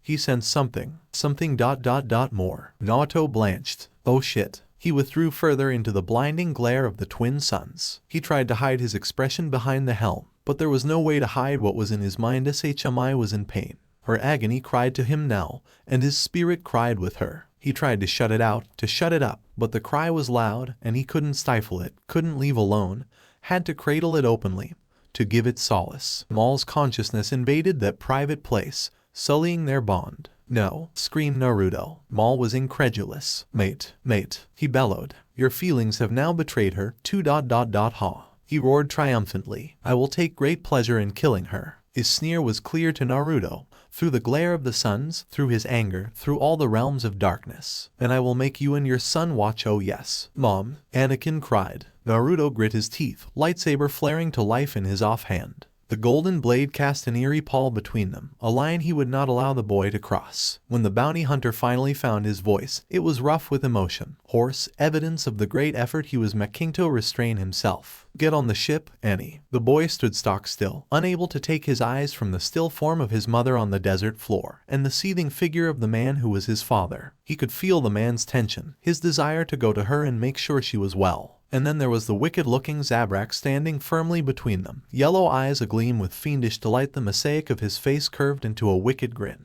Qui-Gon's face was set in stone, his features betraying nothing. Anakin sensed none of the turmoil from Naruto in the man, yet even so he feared the Jedi might not be an even match for the grim specter barring his path. Anakin, Naruto spoke once more, his words barely a hiss. Get on the ship and tell them to take off. Now, but, get on the carking ship. Naruto rounded on him, his pupils wide and red with fury, his irises inverted and crossed. Anakin dithered a moment longer, blue orbs drifting back and forth between the two men and the frightening specter before them. He felt Naruto's eyes on his back, but he daren't turn, for fear that the demonic figure would pounce upon him, as it had his mother. Please let her be all right. He prayed to all the gods he'd ever heard of. Please, oh please, oh please. Naruto watched him go, and it was only when the ramp began to close that he deigned to return his attention. The simmering Sith standing before them. He had to end this quickly, had to get to Shmi, had to. He must, for if he did not, he couldn't bear to live. As if sensing his tension, the Sith raised a hand and force pushed Shmi, dragging her body even further away from them.